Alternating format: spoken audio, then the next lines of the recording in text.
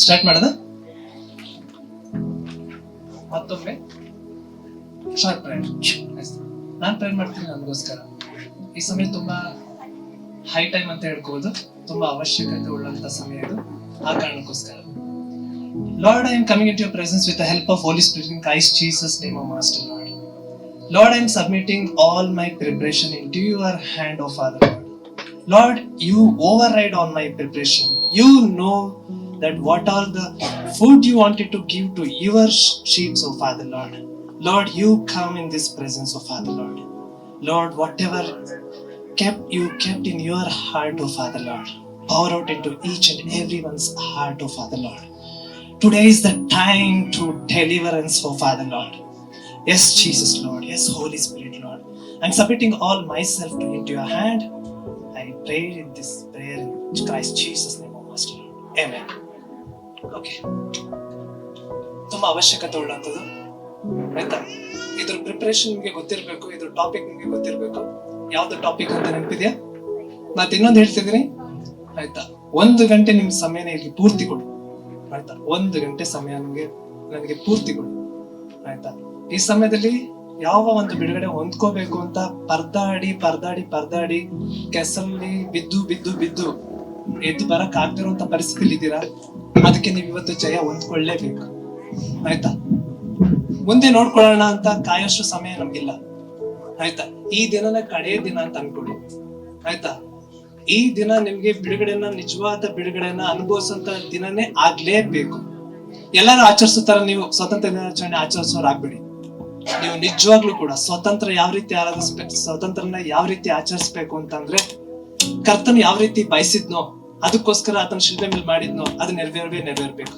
Amen. Okay, ಈ youth ಆನಿವರ್ಸರಿಯ theme ಏನು? ಬೇಗ ಬರ್ಬೇಕು ಜೋರಾಗಿ.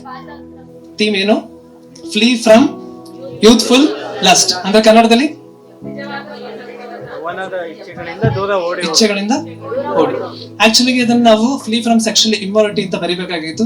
ಆದ್ರೆ ಎಷ್ಟೋ ಜನಕ್ಕೆ ಅದರ ತಾಪಮಾನ ಅರ್ಥ ಆಗದಿರುವಂತ ಕಾರಣ ಆಗಿರೋದ್ರಿಂದ ಎಲ್ಲರಿಗೂ ಅರ್ಥ ಆಗ್ಲಿ ಅನ್ನೋ ತರ ಯವನದ ಇಚ್ಛೆ ಅಂತ ಕೊಟ್ಟಿದೆ ಆಯ್ತಾ. ಯವನದ ಇಚ್ಛೆಗಳು ತುಂಬಾನೇ ಇರುತ್ತೆ. ಹಣದ ಮೇಲೆ ಆಸೆ ಇರ್ಬೋದು, ಅಥವಾ ವ್ಯಾಮೋಹ ಇರ್ಬೋದು, ಅಥವಾ ಬೇರೆ ತರದಿರ್ಬೋದು. ಆದ್ರೆ ಇವತ್ತು ತಗೊಳ್ಳುವಂತ ಟಾಪಿಕ್ ಯಾವ್ದು ಅಂತ ಅಂದ್ರೆ, ನೀವ್ ಅನ್ಕೊಂಡಿರೋ ತರ ಯಾವ್ದೋ ಒಂದು ಇಚ್ಛೆ ಅಲ್ಲ.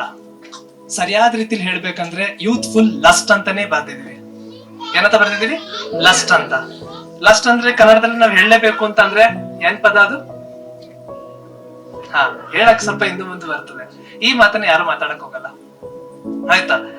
ಕರೆಕ್ಟ್ ಆಗಿ ಹೇಳ್ಬೇಕಂದ್ರೆ ಯವನದ ಲೈಂಗಿಕವಾಗಿರುವಂತ ಒಂದು ಕಾಮ ಅಂತಾನೆ ಹೇಳ್ಬೋದು ಆಯ್ತಾ. ನೀವ್ ಅನ್ಕೊಂಡಿದ್ರೆ ಓಕೆ, ನೀವೆಲ್ಲರೂ ದೈವಿಕ ಉಳ್ಳವರು ಆಯ್ತಾ. ಬಟ್ ಆದ್ರೆ ಸತ್ಯವೇದ ಹೇಳುತ್ತೆ, ಯಾರು ಮನಸ್ಸಿನಲ್ಲಿ ಜಸ್ಟ್ ಮೋಹಿಸಿದ್ರು ಕೂಡ ಏನಂತ ಹೇಳ್ತಾರೆ. ಈಗ ನಾನ್ ನಿಮ್ಮಲ್ಲಿ ಕೇಳ್ತೀನಿ, ಇಲ್ಲಿ ಯಾರು ವ್ಯಭಿಚಾರ ಮಾಡಿದ್ರೆ ಯಾವ್ದೇ ಕಾರಣಕ್ಕೂ ಯಾರು ಕೈ ಎತ್ತಕ್ಕಾಗಲ್ಲ. ಯಾಕಂದ್ರೆ ನೀವೆಲ್ಲರೂ ನಿಮ್ ಶರೀರನ ಹತೋಟಿಲಿ ಇಟ್ಕೊಂಡಿದ್ದೀರಾ, ಹೌದಾ ಇಲ್ವಾ? ಈಗ ಇನ್ನೊಂದ್ ಭಾಗ ಇದೆ. ಎಷ್ಟು ಜನ ನಿಮ್ ಮನಸ್ಸನ್ನ ಹತೋಟಿಲಿ ಇಟ್ಕೊಂಡಿದ್ದೀರಾ? ಯಾರು ಒಬ್ರು ಕೈ ಎತ್ತಿ ನೋಡೋಣ. ಯಾವತ್ತು ನಿಮ್ಗೆ ಕೆಟ್ಟ ಆಲೋಚನೆಗಳು ಬಂದೇ ಇಲ್ಲ ಅನ್ನೋರು ಯಾರು ಎತ್ತಿ ನೋಡೋದು? ಇನ್ನೊಂದು ಹೇಳ್ತೀನಿ ಕೇಳಿಸ್ಕೊಡಿ. ಸೆಕ್ಸುವಲ್ ಡಿಸೈರ್ ಅಂತ ಹೇಳ್ತಾರೆ. ಅಂದ್ರೆ ಏನು? ಲೈಂಗಿಕವಾಗಿರುವಂತ ಇಚ್ಛೆಗಳು ಆಯ್ತಾ. ಇದು ತಪ್ಪಲ್ಲ, ಇದು ಪಾಪ ಅಲ್ಲ. ಬಟ್ ಆದ್ರೆ ನೀವ್ ಅದ್ರೊಳಗಡೆ ಬಿದ್ರೆ ಪಾಪ ಆಗುವಂತದ್ದಾಗ್ತದೆ. ಅದಕ್ಕೆ ಹಂತವಾಗಿ ನಾನು ನಿಮ್ನ ಕರ್ಕೊಂಡು ಹೋಗ್ತೀನಿ. ಅದಕ್ಕಿರೋ ಅಂತ ಅಪಾಯಗಳೇನು ಆಯ್ತಾ. ಯಾವ ಭಾಗದಲ್ಲಿ ನಾವ್ ಈ ತರ ಹೋರಾಟದಲ್ಲಿ ಇರ್ತೀವಿ, ಅದನ್ನ ಗೆಲ್ಬೇಕಂದ್ರೆ ನಾವೇನ್ ಮಾಡ್ಬೇಕು ಆಯ್ತಾ. ಅದನ್ನ ಹಂತವಾಗಿ ನಾನು ನಿಮ್ಗೆ ಕರ್ಕೊಂಡು ಹೋಗ್ತೀನಿ. ಆದ್ರೆ ನಾನು ಹೇಳ್ತಿದ್ದೀನಲ್ಲ, ಮುಂದೆ ಇರುವಂತ 1 ಅವರ್ನ ಸಂಪೂರ್ಣ ನನಗೆ ಕೊಡಿ ಆಯ್ತಾ. ಈ ಸಮಯದಲ್ಲಿ ಕರ್ತನನ್ನು ನಿಮ್ಮ ಹತ್ರ ಮಾತಾಡ್ತಾನೆ ಅಂತ ಬಯಸಿ ಯಾವ್ದೋ ಒಬ್ಬ ವ್ಯಕ್ತಿ ಅಂತ ಅನ್ಕೋಬೇಡಿ. ಯವನದ ಇಚ್ಛೆಗಳಿಂದ ಓಡಿ ಅಂತ ಬಂದ್ರೆ ಅದು ಎಷ್ಟನೇ ವಾಕ್ಯ ಅಂತ ಗೊತ್ತಿದೆ ಯಾರಿಗಾರೆ ಸತ್ಯವೇದದಲ್ಲಿ? ಯಾಕೆ ಸ್ಕಿಪ್ ಮಾಡಿಸಿದ ಅಂತ ಅಂದ್ರೆ ಈ ಕಾರಣಕ್ಕೆ ಆಯ್ತಾ. ಯಾಕೆ ಅಂದ್ರೆ ಈ ಸ್ಕಿಟ್ ಅಲ್ಲಿ ಎಲ್ಲರೂ ತಿಳ್ಕೊಂಡ್ರು ಏನಂತ, ಏನೇನ್ ಮಾಡ್ಬೇಕು ಅಂತ ಹೇಳಿದ್ರು. ಮುಖ್ಯವಾಗಿ 2, ಯಾವ್ದು? ಒಂದು ಪ್ರಾರ್ಥನೆ, ಇನ್ನೊಂದು ವಾಕ್ಯ. ಓಕೆ, ಎಷ್ಟನೇ ವರ್ಷಲ್ಲಿ ಬರುತ್ತೆ ಅಂದ್ರೆ ಈಸಿ ಆಯ್ತಾ. ನೆನಪಲ್ಲಿ ಇಟ್ಕೊಳ್ಳಿ. 2 2 2 2 4 2s. 2 ತಿಮೋತಿ 2ನೇ ಅಧ್ಯಾಯ 22ನೇ ವಾಕ್ಯ ಓದ್ತೀರಾ ದಯವಿಟ್ಟು? ನೀನು ಯೌವನದ ಇಚ್ಛೆಗಳಿಗೆ ದೂರವಾಗಿರು. ನೀತಿ, ವಿಶ್ವಾಸ, ಪ್ರೀತಿ ಮತ್ತು ಸಮಾಧಾನವನ್ನು ಸಂಪಾದಿಸುವುದಕ್ಕೆ ಶುದ್ಧ ಹೃದಯವುಳ್ಳವರಾಗಿ ಕರ್ತನನ್ನು ಬೇಡಿಕೊಳ್ಳುವವರ ಸಂಗಡ ಪ್ರಯಾಸ ಪಡು. ಅಲ್ಲಿ ಒಂದು ಸರಿಯಾಗಿ ಟ್ರಾನ್ಸ್ಲೇಷನ್ ಅಲ್ಲಿ ಬರ್ದಿಲ್ಲ. ಬೇರೆ ವರ್ಷನ್ ಓದ್ತೀರಾ? ಯವನದ ಇಚ್ಛೆ ಅಂತ ಬಂದಿಲ್ಲ, ಇಚ್ಛೆಗಳಿಂದ ಸಹ ಓಡಿ ಹೋಗುವಂತ ಇದೆ. ಓಕೆ, ಪರವಾಗಿಲ್ಲ, ಆಯ್ತಾ. ಇಲ್ಲಿ ಕೇವಲ ಯವನದ ಇಚ್ಛೆ ಅಂತ ಮಾತ್ರ ಇದೆ. ಇನ್ನೊಂದು ವಾಕ್ಯ ತೆಗಿಸ್ತೀನಿ, ಅದನ್ನ ಓದಿ. 2ನೇ ಕೊರಿಂಥ 1ನೇ ಕೊರಿಂಥ 6ನೇ ಅಧ್ಯಾಯ 18ರಿಂದ 20. 18ರಿಂದ 20. 1ನೇ ಕೊರಿಂಥ 6ನೇ ಅಧ್ಯಾಯ 18ರಿಂದ 20. ಆತನೊಂದಿಗೆ ಒಂದೇ ಆತ್ಮವಾಗಿದ್ದೇನೆ, ಜಾರತ್ವಕ್ಕೆ ದೂರವಾಗಿ ಓಡಿ ಹೋಗಿರಿ. ಮನುಷ್ಯರು ಮಾಡುವ ಇತರ ಪಾಪ ಕೃತ್ಯಗಳು ದೇಹಕ್ಕೆ ಹೊರಗಾಗಿವೆ, ಆದರೆ ಜಾರತ್ವ ಮಾಡುವವನು ತನ್ನ ದೇಹಕ್ಕೆ ಹಾನಿಕರವಾದ ಪಾಪವನ್ನು ಮಾಡುತ್ತಾನೆ. ಆ ದೇವರಿಂದ ದೊರಕಿ ನಿಮ್ಮೊಳಗೆ ನೆಲೆಗೊಂಡಿರುವ ಪವಿತ್ರಾತ್ಮನಿಗೆ ನಿಮ್ಮ ದೇಹವು ಗರ್ಭಗುಡಿಯಾಗಿದೆ ಎಂಬುದು ನಿಮಗೆ ತಿಳಿಯದೋ? ನೀವು ನಿಮ್ಮ ಸ್ವಂತ ಸೊತ್ತಲ್ಲ, ನೀವು ಕ್ರಯಕ್ಕೆ ಕೊಳ್ಳಲ್ಪಟ್ಟವರು. ಆದ ಕಾರಣ ನಿಮ್ಮ ದೇಹದಲ್ಲಿ ದೇವರ ಪ್ರಭಾವವನ್ನು ಪ್ರಕಾಶಪಡಿಸಿರಿ. ಪ್ರಾರಂಭದಲ್ಲಿ ಹೇಳ್ತಾರೆ, ಫ್ಲೀ ಫ್ರಮ್ ಸೆಕ್ಷುವಲ್ ಇಮ್ಮೊರಾಲಿಟಿ. ಇವತ್ತು ನಾನು ತಗೊಳಕಂತ ಟಾಪಿಕ್ ಇದೇ ಆಗಿರುತ್ತೆ, ಆಯ್ತಾ. ಲೈಂಗಿಕವಾಗಿರುವಂತ ಅನೈತಿಕತೆಯಿಂದ ಓಡಿ ಅಂತ. ಲೈಂಗಿಕವಾಗಿರುವಂತ ಅನೈತಿಕತೆಯಿಂದ ಓಡಿ ಅಂತ ಅಂದ್ರೆ ಸತ್ಯವೇದದಲ್ಲಿ ನಿಮ್ಗೆ ಗೊತ್ತಾಗುತ್ತೆ. ಮುಖ್ಯವಾಗಿ ಆಯ್ತಾ, ಇದೊಂದು ವಿಚಾರ ನೀವೆಲ್ಲ ಈ ತರ ವಿಚಾರ ಅಂತ ಬಂದಾಗ ಇದು ಮದ್ವೆ ಆದ್ಮೇಲೆನೆ ಅಂತ ನೀವ್ ಅನ್ಕೊಂಡಿರ್ತೀರ. ಮದ್ವೆ ಆದ್ಮೇಲೆ ಈ ರೀತಿ ಲೈಂಗಿಕವಾಗಿರುವಂತ ಸಂಪರ್ಕದಲ್ಲಿ ಇದ್ರೆ ಅದನ್ನ ಏನಂತ ಕರೀತಾರೆ? ವ್ಯಭಿಚಾರ ಅಂತ ಕರೀತಾರೆ. ಮದುವೆಗಿಂತ ಮುಂಚೆ ಈ ತರ ಸಂಪರ್ಕದಲ್ಲಿ ಇದ್ರೆ ಅದನ್ನ ಏನಂತ ಕರೀತಾರೆ? ಜಾರತ್ವ ಅಂತ ಕರೀತಾರೆ, ಆಯ್ತಾ. ಹೆಚ್ಚು ಸಂಗತಿಗಳನ್ನ ನಾವೀಗ ತಿಳ್ಕೊಳಕ್ ಹೋಗ್ತೀವಿ. ಯಾಕಂತಂದ್ರೆ ಮದುವೆ ಅನ್ನೋ ಒಂದು ಬೌಂಡ್ರಿಯಿಂದ ಆಚೆ ಈ ತರದ ಯಾವ್ದಾರ ಒಂದು ಸಂಪರ್ಕ ಇದ್ರೇನೆ ಅದನ್ನೇ ಹೇಳ್ತಾರೆ ಲೈಂಗಿಕವಾಗಿರುವಂತ ಅನೈತಿಕತೆ ಅಂತ, ಆಯ್ತಾ. ಸರಿ, ಇದನ್ನ ಸತ್ಯವೇದದಲ್ಲಿ ಹೇಳೋದಾದ್ರೆ ಕೆಲವು ಎಕ್ಸಾಂಪಲ್ ತಗೊಳ್ಳೋಣ. ಕೇವಲ 2 ಎಕ್ಸಾಂಪಲ್ ತಗೊಳ್ತೀನಿ, ಆಯ್ತಾ. ಆ 2 ಎಕ್ಸಾಂಪಲ್ ಯಾವ್ದು ಅಂತಂದ್ರೆ ನಿಮ್ಗೆಲ್ಲರಿಗೂ ಗೊತ್ತಿದೆ. ಯಾರು ಇಂಥ ಪರಿಸ್ಥಿತಿನ ಹಾದೋದವ್ರು? ಯೋಸೇಫ, ಆಯ್ತಾ. ಯೋಸೇಫ ಅವನ ಜೀವಿತದಲ್ಲಿ ನೋಡೋದೇ ಆದ್ರೆ ಇಂಥ ಪರಿಸ್ಥಿತಿನ ಹಾದೋಗ್ಬೇಕಾದ್ರೆ ಅವನ ಜೊತೆ ಯಾರಿದ್ರು?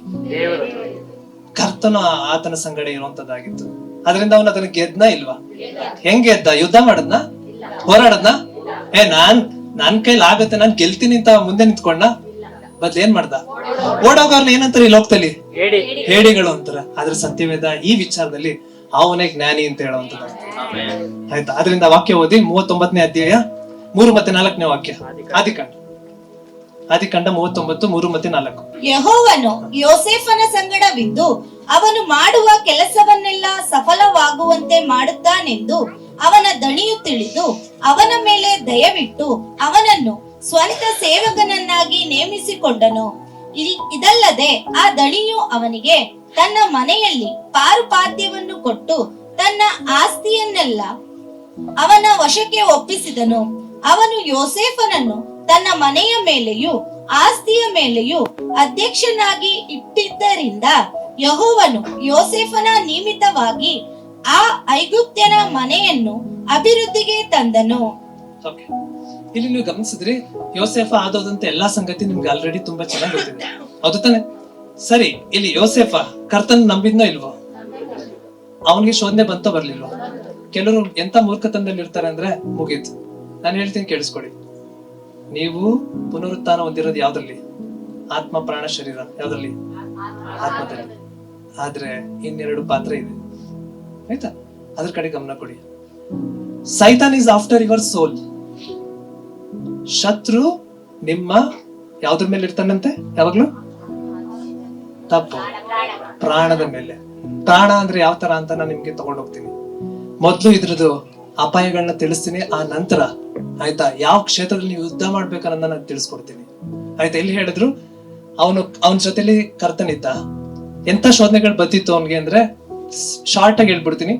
ಪ್ರತಿದಿನನೂ ಕೂಡ ಯಾರು ಅವನನ್ನ ಸೆಡ್ಯೂಸ್ ಅಂತ ಹೇಳ್ತಾರೆ ಅಂದ್ರೆ ಪ್ರೇರೇಪಣೆ ಮಾಡ್ತಿದ್ದವ್ರು ಯಾರು? ಯಜಮಾನಗಿತ್ತಿಯ. ಯಾಕೆ ಅವನು ಓಡೋದ ಗೊತ್ತಾ? ತನ್ನ ಯಜಮಾನಿಗೆ ಎದುರಿ ಓಡೋದ್ನ? ದೇವರಿಗೆ ಭಯಪಟ್ಟು, ಆಯ್ತಾ? ನೀವು ಯಾರೋ ಒಬ್ರು ಬಂದ್ರು ಅಂತ ಮೊಬೈಲ್ ಆಫ್ ಮಾಡೋದು ಅದಲ್ಲ ನಿಮ್ಮ ಹೋರಾಟ. ನಿಮ್ ಹೋರಾಟ ಎಲ್ಲಿರ್ಬೇಕು? ದೇವ್ರು ನೋಡ್ತಿದ್ದಾರೆ ಅಂತ ನಾವಿರ್ಬೇಕು ನಮ್ಮ ಹೋರಾಟ. ಆಯ್ತಾ? ಇನ್ನೊಂದು ಇಲ್ಲಿ ಗಮನಿಸಿದ್ರೆ ಆಯ್ತಾ, ಇವನ್ ಅಲ್ಲಿಂದ ಓಡ್ ಹೋದ. ಆಯ್ತಾ? ನಮ್ಗೆ ಗೊತ್ತಿರ್ಬೇಕು ಯಾವ ವಿಚಾರದಲ್ಲಿ ನಾವು ಓಡೋಗ್ಬೇಕು, ಯಾವ ವಿಚಾರದಲ್ಲಿ ನಾವ್ ಎದುರಿಸಿ ನಿಂತ್ಕೋಬೇಕು ಅಂತ. ಈ ವಿಚಾರದಲ್ಲಿ ನಂಬಿಕೆ ಇಡಬೇಡಿ. ನಿಮ್ಮ ಶರೀರದ ಮೇಲೆ ನೀವು ನಂಬಿಕೆ ಇಡಬೇಡಿ. ಆಯ್ತಾ? ಇದು ಕೇವಲ ಕೆಲವು ಜನ ತುಂಬಾ ಅನ್ಕೊಂಡಿರ್ತಿದ್ದು ಬರೀ ಜೆಂಟ್ಸ್ಗೆ ಮಾತ್ರ ಅಂತ. ಇಲ್ಲ, ನಾನು ಹೇಳ್ತೀನಿ ಇಬ್ರಿಗೂ ಈ ಹೋರಾಟ ಇದೆ ಅಂತ. ಆಯ್ತಾ? ಅದಕ್ಕೆ ನಾನು ಕಾಮನ್ ಆಗಿ ಈ ಟಾಪಿಕ್ ತೆಗ್ದಿರೋದು. ಇಲ್ಲಾಂದ್ರೆ ಕೇವಲ ಮೆನ್ಸ್ ಮೀಟಿಂಗ್ ಅಂತ ಮಾಡಿ ಅದಕ್ಕೆ ಮಾತ್ರ ತೆಗಿತಿದ್ದೆ. ಇಲ್ಲ, ಈ ಹೋರಾಟದಲ್ಲಿ ಎಲ್ಲರೂ ಇದ್ದೀರಾ. ಆಯ್ತಾ? ಈ ಕ್ಷೇತ್ರದಲ್ಲಿ ಸರಿ ಇವನ್ ಬಗ್ಗೆ ನಾವು ತಿಳ್ಕೊಂಡು, ಆದ್ರೆ ಇನ್ನೊಬ್ಬ ಇದ್ದಾನೆ ಸತ್ಯವೇದಲ್ಲಿ. ಬಟ್ ಆದ್ರೆ ಇವನು ಗೆದ್ದಿದ್ ರೀತಿ ನೀವು ನೋಡಿದ್ರ, ಎಲ್ಲಾರು ಇವ್ನಿಗೆ ಅಡ್ವಾಂಟೇಜ್ ಇತ್ತು. ಏನ್ ಅಡ್ವಾಂಟೇಜ್ ಇತ್ತು ಅಂತಂದ್ರೆ, ಹೆಂಗಿದ್ರು ಯಜಮಾನ ಹೇಳಿದಾನೆ, ಯಜಮಾನ ಹೇಳದ್ಮೇಲೆ ನಾವು ಮಾಡ್ಲೇಬೇಕಲ್ವಾ. ಕೆಲವ್ರು ಹೇಳ್ತಾರೆ, ಏನ್ ಹೇಳ್ತಾರೆ, ಏನೋ ಅವ್ರು ರೂಲ್ಸ್ ಕೊಟ್ಬಿಟ್ಟವ್ರೆ ಅದಕ್ಕೆ ನಾವು ಮಾಡ್ತಿದೀವಿ. ಕೆಲವೊಂದು ದೇಶಗಳಲ್ಲಿ ಇದೆ, ಆಯ್ತಾ, ಸೆಕ್ಸ್ ನ ಲೀಗಲ್ ಆಗಿ ಮಾಡಿದ್ದಾರೆ. ಆಯ್ತಾ? ಅದರಿಂದ ಅವ್ರು ಏನ್ ಮಾಡ್ತಾರೆ ಅಂತಂದ್ರೆ, ಓಕೆ ಒಳ್ಳೇದೆ, ಲೀಗಲ್ ಆಗಿ ಮಾಡಿದ್ದಾರೆ, ಕಾನೂನೇ ಒಪ್ಕೊಂಡಿದೆ. ಇಲ್ಲಿ ಹೇಳಬೇಕಂತ ಅಂದ್ರೆ ಏನೋ ಸಲಿಂಗ ಕಾಮತ್ವನ ಕಾನೂನೇ ಕೆಲವು ದೇಶಗಳಲ್ಲಿ ಒಪ್ಕೊಂಡಿದೆ. ಮುಂದುವರ್ಸ್ಬೋದಾ? ಸತ್ಯವೇದ ಹೇಳತ್ತಾ ನಾವು ಸತ್ಯವೇದ ಪ್ರಕಾರ ನಡಿಬೇಕು ಹೊರತು ಕಾನೂನಾಗ್ಲಿ ಅಥವಾ ಅಥಾರಿಟೀಸ್ ಯಾವುದೇ ಅಧಿಕಾರ ಇರ್ಲಿ ಅಲ್ಲ. ಅಧಿಕಾರ ಏನ್ ಹೇಳುತ್ತೋ ಅದನ್ನ ಸ್ವೀಕರಿಸಿ. ಆಯ್ತಾ? ಯಾವ್ದೆಲ್ಲ ಒಂದು ಗೌರ್ಮೆಂಟ್ ಇಂದ ಬರುತ್ತೆ, ಸರ್ಕಾರದಿಂದ ಸ್ವೀಕರಿಸಿ. ಆದ್ರೆ ಅದು ಕರ್ತನಿಗೆ ವಿರುದ್ಧವಾಗಿದ್ರೆ ನಾವೇನ್ ಮಾಡ್ಬೇಕು? ನಿರಾಕರಿಸ್ಬೇಕು. ಆಯ್ತಾ? ಅದರಿಂದ ಇವನು ಗೆದ್ದಂತ ರೀತಿನ ಅರ್ಥ ಮಾಡ್ಕೊಡಿ. ಏನ್ ಮಾಡ್ದ ಇವನು? ಓಡಿ ಹೋದ. ಆಯ್ತಾ? ಅವಳು ಪದೇ ಪದೇ ಅವಳು ಪ್ರೇರೇಪಣೆ ಕೊಡ್ತಿದ್ಲು. ಆದ್ರೆ ಒಂದು ಸಮಯ ಅವಳು ಯಾವಾಗ ಅಗ್ರೆಸಿವ್ ಆಗಿದ್ಲು, ಆಗ ಅವ್ನ ಏನ್ ಮಾಡ್ದ, ಅಲ್ಲಿಂದ ಓಡ್ ಹೋದ. ಅದರಿಂದ ಅವನನ್ನ ಎಲ್ಲಿಗೆ ತಗೊಂಡು ಹಾಕಿದ್ರು, ಜೈಲಿಗೆ ತಗೊಂಡು ಹಾಕಿದ್ರು. ಇಂಥ ಪರಿಸ್ಥಿತಿ ಎಲ್ಲ ಬಂತು. ನೀವ್ ಯಾವಾಗ ಇದನ್ನ ಗೆಲ್ಲೋ ಹೋರಾಟದಲ್ಲಿ ಇರ್ತೀರ, ಆಗ ಸಮಸ್ಯೆಗಳು ಹೆಚ್ಚು. ನೀವ್ ಅನ್ಕೊಂಡಿರ್ತೀರ ಈ ತರ ಸಮಸ್ಯೆ ಎಲ್ಲ ಬರ್ತಿದೆ ಅಂತ ಅನ್ಕೊಂಡು ಇವತ್ತು ಕಾಂಪ್ರಮೈಸ್ ಆಗ್ಬಿಡ್ತೀರ. ಆಗ್ಬಿಡಿ. ಯಾಕಂದ್ರೆ ಯಾರಿಗಾಯ್ತು? ಯೋಸೆಫನ್ಗೂ ಕೂಡ ಆಯ್ತು. ಆದ್ರೆ ಕಡೆದಾಗಿ ದೇವ್ರ ಅವನನ್ನ ಏನ್ ಮಾಡಿದ್ರು? ಮೇಲಕ್ಕೆ ಎತ್ತಿದ್ರು. ಇವತ್ತು ನಾನು ನೀವು ಇದ್ದಂತ ಸ್ಥಿತಿಲೇ ಇದೀವಿ. ಆ ಹಂತದಲ್ಲಿ ಇನ್ನೂ ಬಂದಿಲ್ಲ ದೇವ್ರಿಗೆ ಉಪಯೋಗ ಆಗೋ ಪಾತ್ರೆಯಾಗಿ, ಅವ್ರನ್ನ ಮಹಿಮೆ ಪಡಿಸುವಂತ ಪಾತ್ರೆಗೆ. ಕಾರಣ ನಾವ್ ಯಾವ್ದೋ ಒಂದು ಕ್ಷೇತ್ರದಲ್ಲಿ ಇನ್ನೂ ಸರಿಯಾದ ಸತ್ಯದ ಗ್ರಹಿಕೆಗೆ ಬಂದಿಲ್ಲ. ಆಯ್ತಾ? ಇದು ಒಬ್ಬ ವ್ಯಕ್ತಿ ಬಗ್ಗೆ. ಇನ್ನೊಬ್ಬ ವ್ಯಕ್ತಿ ಬಗ್ಗೆ ತಗೊಳ್ಳೋಣ. ನಿಮ್ಗೆಲ್ಲ ಗೊತ್ತು, ಅವನೊಬ್ಬ ಯಶಸ್ವಿ ಆದಂತ ರಾಜ. ಯಾರೋ ಯಶಸ್ವಿ ಆದಂತ ರಾಜ ಸತ್ಯವೇದದಲ್ಲಿ ಹಳೆ ಒಡಂಬಡಿಕೆಯಲ್ಲಿ ನೋಡ್ಬೇಕಂದ್ರೆ ದಾವಿದ. ದಾವಿದನ ಜೀವಿತದಲ್ಲಿ ಒಂದ್ ಸಂಗತಿ ನಡೀತು. ದಾವಿದ ಮತ್ತೆ ಬೆತ್ಷೆಬಳು. ಆಯ್ತಾ? ಸತ್ಯವೇದ ತೆಗಿರಿ, 2ನೇ ಸಮುವೇಲ 11ನೇ ಅಧ್ಯಾಯ 1ರಿಂದ 5ನೇ ವಾಕ್ಯ. ದಯವಿಟ್ಟು ನಿಮ್ ಸತ್ಯವೇದ ನೋಡ್ಕೊಳ್ಳಿ ಕ್ಲಿಯರ್ ಆಗಿ. 2ನೇ ಸಮುವೇಲ 11ನೇ ಅಧ್ಯಾಯ 1ರಿಂದ 5ನೇ ವಾಕ್ಯ. ವರುಷ ಅರಸನು ಯುದ್ಧಕ್ಕೆ ಹೊರಡುವ ಸಮಯದಲ್ಲಿ ದಾವೀದನು ಯೋವಾಬನನ್ನು ತನ್ನ ಸೇವಕನನ್ನು ಎಲ್ಲಾ ಇಸ್ರಾಯೇಲರನ್ನು ಯುದ್ಧಕ್ಕೆ ಕಳುಹಿಸಿದನು. ಇವರು ಹೋಗಿ ಅಮೋನಿಯರ ಪ್ರಾಂತ್ಯಗಳನ್ನು ಹಾಳು ಮಾಡಿ ರಬ್ಬಕ್ಕೆ ಮುತ್ತಿಗೆ ಹಾಕಿದರು. ದಾವೀದನು ಯೆರೂಸಲೇಮಿನಲ್ಲಿಯೇ ಇದ್ದನು. ಅವನು ಒಂದು ದಿವಸ ಸಂಜೆಯ ಹೊತ್ತಿನಲ್ಲಿ ಮಂಚದಿಂದೆದ್ದು ಅರಮನೆಯ ಮಾಳಿಗೆಯ ಮೇಲೆ ತಿರುಗಾಡುತ್ತಿರುವಾಗ ಅಲ್ಲಿದ್ದ ಬಹು ಸುಂದರಿಯಾದ ಒಬ್ಬ ಸ್ತ್ರೀ ಸ್ನಾನ ಮಾಡುವುದನ್ನು ಕಂಡನು. ಕೂಡಲೇ ದಾವೀದನು ಒಬ್ಬನನ್ನು ಕರೆದು ಆ ಸ್ತ್ರೀ ಯಾರೆಂದು ಕೇಳಲು, ಅವನು ಆಕೆಯು ಎಲಿಯಾಮನ ಮಗಳು ಹತ್ತಿಯನಾದ ಊರಿಯನ ಹೆಂಡತಿಯೂ ಆಗಿರುವ ಬೆತ್ಷೆಬಳಲ್ಲವೋ ಎಂದು ಉತ್ತರ ಕೊಟ್ಟನು. ಆಗ ದಾವೀದನು ಆಗಲೇ ಋತುಸ್ನಾನ ಮಾಡಿಕೊಂಡಿದ್ದ ಆಕೆಯನ್ನು ದೂತರ ಮುಖಾಂತರವಾಗಿ ಕರೆ ಕಳುಹಿಸಿದನು. ಆಕೆಯು ಬರಲು ಆಕೆಯನ್ನು ಕೂಡಿದನು. ಅನಂತರ ಆಕೆಯು ತನ್ನ ಮನೆಗೆ ಹೋದಳು. ಆಕೆಯು ತಾನು ಗರ್ಭ ಧರಿಸಿದ್ದು ಗೊತ್ತಾದಾಗ ದಾವೀದನಿಗೆ ವರ್ತಮಾನ ಕಳುಹಿಸಿದಳು. ಈ ಸ್ಟೋರಿ ಎಲ್ಲರಿಗೂ ಗೊತ್ತಿದೆ. ಆಯ್ತಾ? ಯಾರ್ದು ಬಗ್ಗೆ ಅಂದ್ರೆ ದಾವೀದನ ಜೀವಿತದಲ್ಲಿ. ಆಯ್ತಾ? ಅವನು ಕೂಡ ಹಾದೋದ ಇಂಥ ಪರಿಸ್ಥಿತಿನ. ಎಂತ ಪರಿಸ್ಥಿತಿನ ಅವನು ಹಾದೋದ ಅಂತ ಅಂದ್ರೆ, ನಿಮ್ಗೆ ಗೊತ್ತಿರ್ಬೇಕು, ಆ ಸಮಯದಲ್ಲಿ ದಾವೀದನ ಒಂದು ಸೈನ್ಯ ಎಲ್ಗೋಗಿದೆ? ಯುದ್ಧಕ್ಕೆ ಹೋಗಿದೆ. ಆದ್ರೆ ಇವನ್ ಏನ್ ಮಾಡ್ತಿದ್ದಾನೆ? ಯುದ್ಧಕ್ಕೆ ಹೋಗಿದ್ದಾನ? ನಾನ್ ನಿಮ್ಗೆ ಕೇಳ್ತೀನಿ, ಕರೆಕ್ಟ್ ಆಗಿ ಗಮನ ಕೊಟ್ಟು ಕೇಳಿಸ್ಕೊಡಿ. ಕೆಲವು ಟೈಮಲ್ಲಿ ನೀವೆಲ್ಲ ಏನ್ ಮಾಡ್ತೀರಾ ಅಂತಂದ್ರೆ, ಒಂದು ಪ್ರೊಟೆಕ್ಷನ್ ಅಂತ ಸಭೆ ಅಂತ ಇರುತ್ತೆ, ಅದರಿಂದ ಆಚೆ ಹೋಗಿ ಪ್ರಯತ್ನ ಪಡ್ತೀರಾ, ಒಂಟೊಂಟಿಯಾಗಿ ಹೋಗ್ತೀರಾ. ಆಯ್ತಾ? ಇದು ಯಾವ್ದಕ್ಕೆ ಕಾರಣ ಆಗುತ್ತೆ ಅಂದ್ರೆ, ನೀವು ಪಾಪಕ್ಕೆ ಬೀಳೋದ್ ಕಾರಣ ಆಗುತ್ತೆ. ಅನೇಕ ಜನಗಳಿಗೆ ನಿಮ್ಗೆ ದೇವ್ರ ಮಕ್ಕಳು ಫ್ರೆಂಡ್ಶಿಪ್ ಗಿಂತ ಲೋಕದ ಫ್ರೆಂಡ್ಶಿಪ್ ಜಾಸ್ತಿ. ಯಾಕೆ ಲೋಕದ ಫ್ರೆಂಡ್ಶಿಪ್ ಜಾಸ್ತಿ ಅಂತ ಹೇಳ್ತೀನಿ ಅಂದ್ರೆ, ಇದೇ ನಿಮ್ಗೆ ಆಗ್ತಿರುವಂತ ವಂಚನೆ. ನಿಮ್ಗೆ ಗೊತ್ತಿಲ್ಲ. ಆಯ್ತಾ? ಯಾವ ರೀತಿ ಪ್ರೇರೇಪಣೆ ಅವರಿಂದ ಬರುತ್ತೆ ಅನ್ನೋದು ಕೂಡ ನಿಮ್ಗೆ ಗೊತ್ತಿಲ್ಲದಿರುವಂತ ಸಂಗತಿ ಇದು. ಆ ಕಾರಣಕ್ಕೆ ನೀವ್ ಯಾವಾಗ ದೇವ್ರು ಹೇಳಿದಂತ ಪ್ಲೇಸ್ ಅಲ್ಲಿ ನೀವ್ ಇರ್ತಿರೋ ಅದು ನಿಮಗೆ ಸುರಕ್ಷೆ, ಅದು ನಿಮ್ಗೆ ಪ್ರೊಟೆಕ್ಷನ್. ಅದು ಬಿಟ್ಟು ನೀವೇನಾದ್ರು ಅದರಿಂದ ಒಂದು ಪ್ರೊಟೆಕ್ಷನ್ ಬೌಂಡ್ರಿಯಿಂದ ಆಚೆಗೆ ಹೋದ್ರೆ ಪಾಪಕ್ಕೆ ಬೀಳುವಂತ ಸಾಧ್ಯತೆಗಳಿರುತ್ತೆ. ಆಯ್ತಾ? ಅದನ್ನ ನಾವ್ ಯಾರ ಜೀವಿತದಲ್ಲಿ ನೋಡ್ತೀವಿ? ದಾವೀದನ ಜೀವಿತದಲ್ಲಿ ನೋಡ್ತೀವಿ. ಈಗ ನಾನು ನಿಮ್ಗೆ ಹೇಳ್ತೀನಿ, ನಿಮ್ಮ ಯುದ್ಧ ಯಾವ್ದ್ರ ಮೇಲೆ ಇರುವಂತದ್ದು? ಶರೀರದ ಮೇಲ, ರಕ್ತದ ಮೇಲ, ಮಾಂಸದ ಮೇಲ? ಎಲ್ಲಿದೆ ನಿಮ್ ಯುದ್ಧ?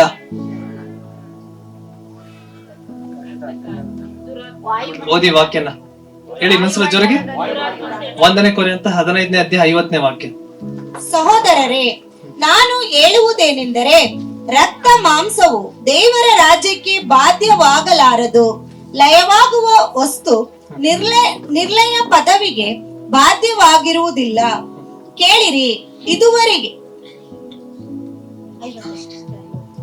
ರಕ್ತ ಮಾಂಸಗಳ ಮೇಲಲ್ಲ ನಮ್ ಹೋರಾಟ. ಆಯ್ತಾ? ಯಾಕಂದ್ರೆ flesh lust against the spirit, spirit lust against the flesh ಅಂತ ಒಂದು ವಾಕ್ಯ ಇದೆ. ಎಲ್ಲಿ ಬರುತ್ತೆ ಅಂದ್ರೆ ಗಲಾತ್ಯದಲ್ಲಿ ಬರುತ್ತೆ. ತೆಗಿತೀರಾ? ಗಲಾತ್ಯ 5ನೇ ಅಧ್ಯಾಯ 17ರಿಂದ 25. ಬಟ್ ಆದ್ರೆ ಅದನ್ನ ಮಾರ್ಕ್ ಮಾಡ್ಕೊಳ್ಳಿ, ಯಾರು ಬರ್ಕೊಳ್ತಿರ್ತೀರ. ಆ ಕಾರಣಕ್ಕೆ ಅದನ್ನ ಹೇಳ್ತಿದ್ದೀನಿ. ಆಯ್ತಾ? ಅದನ್ನ ಜಾಸ್ತಿ ಓದೋದ್ ಬೇಡ. ಬಟ್ ಆದ್ರೆ 2 ಕೊರಿಂಥ ಗಲಾತ್ಯ 5ನೇ ಅಧ್ಯಾಯ 17ರಿಂದ 25 ಬರ್ಕೊಡಿ. ಅಲ್ಲಿ ಎಲ್ಲಾ ತರದ ಪಾಪಗಳನ್ನ ಯಾವ ರೀತಿ ಶರೀರದ ಇಚ್ಛೆಗಳು ಅಂತ ಬರುತ್ತೆ, ಅದೆಲ್ಲ ಬರುತ್ತೆ. ಆದ್ರೆ ಇವತ್ತಿನ ವಿಚಾರ ಏನು ಅಂತಂದ್ರೆ, ಮುಖ್ಯವಾಗಿ ಆಯ್ತಾ, ಯಾವ್ದೋ ಒಂದು ಏನು ಅಡಲ್ಟ್ರಿ ಅಂತ ಹೇಳೋದಾಗ್ಲಿ ಅಥವಾ ಫಾರ್ನಿಕೇಶನ್ ಅನ್ನೋದೇ ಆಗ್ಲಿ, ಅಂದ್ರೆ ವ್ಯಭಿಚಾರ ಮತ್ತೆ ಜಾರತ್ವ. ಆಯ್ತಾ? ಅದ್ರಲ್ಲಿ ನಾನ್ ನಿಮ್ಗೆ ಕೇಳ್ತೀನಿ, ನೀವು ಬಾಕ್ಲು ತೆರೆದ್ರನೆ ಶತ್ರು ನಿಮ್ ಮನೆ ಒಳಗಡೆ ಬರಕ್ಕಾಗತ್ತ? ಹೌದಾ ಇಲ್ವಾ? ಬಾಕ್ಲು ಸೀಳಿ ಬರಕ್ಕಾಗತ್ತಾ? ಅಲ್ಲಿ ನೋಡ್ದಂತ ಸ್ಕಿಟ್ ಅಲ್ಲಿ ಆಯ್ತಾ, ಅವರಾಗ ಅವ್ರೇ ಬರೋದಕ್ಕೆ ಅವಕಾಶ ಕೊಟ್ಟಿದ್ರು ಅಥವಾ ಅವನಾಗ ಅವನೇ ಫೋರ್ಸ್ ಮಾಡಿ ಬಂದ? ಕರೆಕ್ಟ್ ಆಗಿ ನೋಡಿದ್ರೆ ಎಲ್ಲರೂ ಸ್ಕಿಟ್ ನ. ಓಕೆ, ಹಾಗಾದ್ರೆ ನೀವು ಬಾಗ್ಲನ್ನ ತೆರೆದಿದ್ರೋ ಬಿಟ್ಟಿದ್ರೋ ಅದ್ರ ಇವಾಗ ನೀವ್ ಯೋಚನೆ ಮಾಡಿ, ನೀವು ಸ್ವಲ್ಪ ಯೋಚನೆ ಮಾಡಿ. ಆಯ್ತಾ? ಯಾರಾದ್ರೂ ಈ ಪರಿಸ್ಥಿತಿಲಿ ಇದ್ರೆ ಬಾಗ್ಲನ್ನ ನೀವ್ ತೆರೆದಿದ್ದೀರಾ ಅಂತ ಅರ್ಥ ಮಾಡ್ಕೊಳ್ಳಿ. ಯಾರೋ ನಿಮ್ ಬಾಗ್ಲನ್ನ ಹೊಡೆದಿದಾರೆ ಅಲ್ಲ, ನೀವ್ ತೆರೆದಿದ್ದೀರಾ. ಆಯ್ತಾ? ನೆಕ್ಸ್ಟ್, ಶತ್ರು ಬರೋದು ಕೇವಲ ನಿಮ್ಮನ್ನ ಅದ್ರಲ್ಲೂ ಈ ವಿಚಾರದಲ್ಲಿ, ಯವನಸ್ತ್ರ ವಿಚಾರದಲ್ಲಿ ಬರ್ತೀನಿ, ಕೇವಲ ಅವನು ನೀವು ಯಾರೋ ಜೊತೆಲೋ ಈ ರೀತಿ ಏನೋ ಲೈಂಗಿಕವಾಗಿರುವಂತ ಯೋಚನೆ ಬರ್ಲಿ ಅಥವಾ ಇನ್ನೊಬ್ರು ಸಂಗಡ ಒಂದು ಸೆಕ್ಸ್ ಆಗಿ ಇರ್ಲಿ ಅಂತ ಈ ತರದಕ್ಕಲ್ಲ ಅವ್ನು ಬರೋದು. ಕೇವಲ ಇದೆ ಅಂತ ಅನ್ಕೊಳಕ್ ಹೋಗ್ಬಿಡಿ. ಯಾರು ಒಬ್ರ ಜೊತೆ ಇನ್ನೊಬ್ರು ಸಂಪರ್ಕ ಇಡ್ಸಿದ್ರೆ ಸೈತಾನ್ ಕೆಲಸ ಮುಗೀತು ಅಂತ ಇಲ್ಲ. ನಾನ್ ನಿಮ್ಗೆ ಇನ್ನೊಂದು ಅಂತ ಹೇಳ್ತೀನಿ. ಅವನೇನ್ ಮಾಡ್ತಾನೆ ಅಂತ ಅಂದ್ರೆ, ನಿಮ್ಮ ಜೊತೆ ಆಯ್ತಾ ಒಂದು ಸಂಗಮಕ್ಕೆ ಬರುವಂತದ್ದಾಗಿ ನಿಮ್ಮ ಜನರೇಷನ್ನೇ ಹಾಳು ಮಾಡ್ತಾನೆ. ಯಾವ ಮಟ್ಟದಲ್ಲಿ ಜನರೇಷನ್ ಹಾಳು ಮಾಡ್ತಾನೆ ಅಂತ ಅಂದ್ರೆ, ಆಯ್ತಾ, ಯಾವ ರೀತಿ ಅವನ ಜೊತೆ ಸಮ್ಮಿಲನ ಆಗುತ್ತೋ ಅದರಿಂದ ಏನ್ ಬರುತ್ತೆ? ನೆಕ್ಸ್ಟ್ ಹುಟ್ಟುವಂತದಾಗ್ತದೆ, ಮಗು ಹುಟ್ಟುವಂತದಾಗ್ತದೆ. ಆ ಜನರೇಷನ್ ಅನ್ನೇ ಹೋಲ್ಸ್ ಮಾಡುವಂತನಾಗ್ತಾನೆ. ನೀವ್ ಅನ್ಕೊಂಡಿರ್ತೀರ ನೀವ್ ಮಾತ್ರ ಪಾಪ ಬೀಳ್ತೀರ, ಇಲ್ಲ, ನಿಮ್ಮ ಮುಂದೆ ಬರುವಂತ ಪೀಳಿಗೆಲ್ಲ ಪಾಪಕ್ಕೆ ಬೀಳುತ್ತೆ. ಒಂದು ದೇಶದಲ್ಲಿ ಒಬ್ಬ ಆಯ್ತಾ ಮೇಲ್ ಹಂತದಲ್ಲಿ ಇರೋನು ಅವನು ಪಾಪಕ್ಕೆ ತೊಡಗಿದ್ರೆ ಬೇಡ, ಅಷ್ಟೆಲ್ಲ ಬೇಡ. ಒಂದು ಸಭೆಯಲ್ಲಿರುವಂತ ಪಾಸ್ಟ್ರು ಇಂಥ ಪಾಪದಲ್ಲಿ ತೊಡಗಿದ್ರೆ, ನಿಮ್ಗೆ ಗೊತ್ತಿಲ್ಲ, ಅನೇಕ ಸಭೆಗಳಲ್ಲಿ 100% ಅಲ್ಲಿ ನೀವು ಎಲ್ಲಾ ಕಡೆನೂ ಹೋಗಿ ರಿಸರ್ಚ್ ಮಾಡಿದ್ರೆ ಸರಿ ಸುಮಾರು 60%ಗಿಂತ ಹೆಚ್ಚು ಸಭಾ ಪಾಲಕರಾಗಿರೋರು, ಬಿಷಪ್ಸ್ಗಳು, ರೆವರೆಂಡ್ಸ್ಗಳು ಯಾವ ಪಾಪದಲ್ಲಿ ಬಿದ್ದಿದ್ರೆ ಅಂದ್ರೆ ಬೇರೆ ಯಾವ ಪಾಪನೂ ಅಲ್ಲ, ಅವ್ರಿಗೆ ಹಣದ ಆಸೆ ಆಗ್ಲಿ ಇನ್ಯಾವುದೋ ಒಂದು ಅಲ್ಲ. ಅವ್ರು ಬಿದ್ದಿರುವಂತ ಪಾಪ ಯಾವ್ದು ಅಂದ್ರೆ ಇಂಥ ಸೀಕ್ರೆಟ್ ಆಗಿರುವಂತ ಸಿನ್. ಅದು ಯಾವ್ದು? ಕೆಲವರು ವ್ಯಭಿಚಾರದಲ್ಲಿ, ಕೆಲವರು ಜಾರತ್ವದಲ್ಲಿ. ಆಯ್ತಾ? ಇದನ್ನ ಸೀಕ್ರೆಟ್ ಆಗಿರ್ತಾರೆ. ಆಯ್ತಾ? ಇದು ಸೀಕ್ರೆಟ್ ಆಗಿರುವಂತ ವಿಷಯ ಅಲ್ಲ. ದೇವ್ರ ಮಕ್ಕಳು ಇದನ್ನ ಆಯ್ತಾ ಬಹಿರಂಗವಾಗಿ ತಿಳ್ಕೊಳ್ಳೋದ್ರಿಂದ ಓಡುವಂತ ವಿಷಯ. ಆಯ್ತಾ? ಯಾಕಂದ್ರೆ ಅನೇಕ ಜನ ಈ ವಿಷಯನ ತಿಳ್ಕೊಳ್ದೇನೆ ಪಾಪಕ್ಕೆ ಬೀಳುವಂತವ್ರಾಗಿದ್ದಾರೆ. ಸಭೆಗಳಲ್ಲಿ ನೀವು ನೋಡಿದ್ರೆ ಇದ್ರ ಟೀಚಿಂಗ್ ಯಾರು ಕೊಡಲ್ಲ. ಯಾರಾದ್ರೂ ಎಲ್ಲಾದ್ರೂ ಸಿಂಪಲ್ ಆಗಿ ಹೇಳ್ತೀನಿ, ಇಷ್ಟೊಂದೆಲ್ಲ ಬೇರೆ ಬೇರೆ ಸಭೆಗಳೆಲ್ಲ ನೀವು ನೋಡಿದ್ರಲ್ಲ, ಬೇಡ ಮೀಡಿಯಾದಲ್ಲೆಲ್ಲ ನೋಡಿದ್ರ, ಅವರೆಲ್ಲರೂ ಕೂಡ ಎದುರ್ಕೊಳ್ತಾರೆ ಒಂದು ಪದ ಉಪಯೋಗಿಸಕ್ಕೆ, ಏನನ್ನ? ಸೆಕ್ಸ್ ಅನ್ನೋ ಪದ ಉಪಯೋಗಿಸಕ್ಕೆ. ಯಾಕಂದ್ರೆ ಅದು ಕೆಟ್ಟದು ಅಂತ. ನಾನ್ ಹೇಳ್ತೀನಿ, ಅದು ಆಶೀರ್ವಾದವಾಗಿರುವಂತ ಭಾಗ, ದೇವ್ರೇ ಕೊಟ್ಟಿದಂತ ಭಾಗ. ಆದ್ರೆ ಅದಕ್ಕೊಂದು ಕಂಡೀಷನ್ ಇದೆ. ಎಂತ ಕಂಡೀಷನ್? ಮದುವೆ ಅನ್ನೋ ಕಂಡೀಷನ್ ಇದೆ. ಆ ಮದುವೆ ಅನ್ನೋ ಬೌಂಡ್ರಿ ಬಿಟ್ಟು ಆಚೆಗೆ ಇರೋದಾದ್ರೆ ಅದಕ್ಕೆ ದೇವ್ರು ಅಲೋ ಮಾಡಲ್ಲ. ನೆನಪಲ್ಲಿ ಇಟ್ಕೊಳ್ಳಿ. ಒಂದು ಕಷ್ಟ ಇದೆ, ಅದ್ರಲ್ಲೂ ವಿಶೇಷವಾಗಿ ಹುಡುಗರಾಗಿರೋರ್ಗೆ ಒಂದು ಕಷ್ಟ ಇದೆ. ಏನು ಗೊತ್ತಾ? ಒಂದೇ ಹುಡುಗಿಗೆ ಅಟ್ಯಾಚ್ ಆಗೋದು ಕಷ್ಟ. ಆಯ್ತಾ?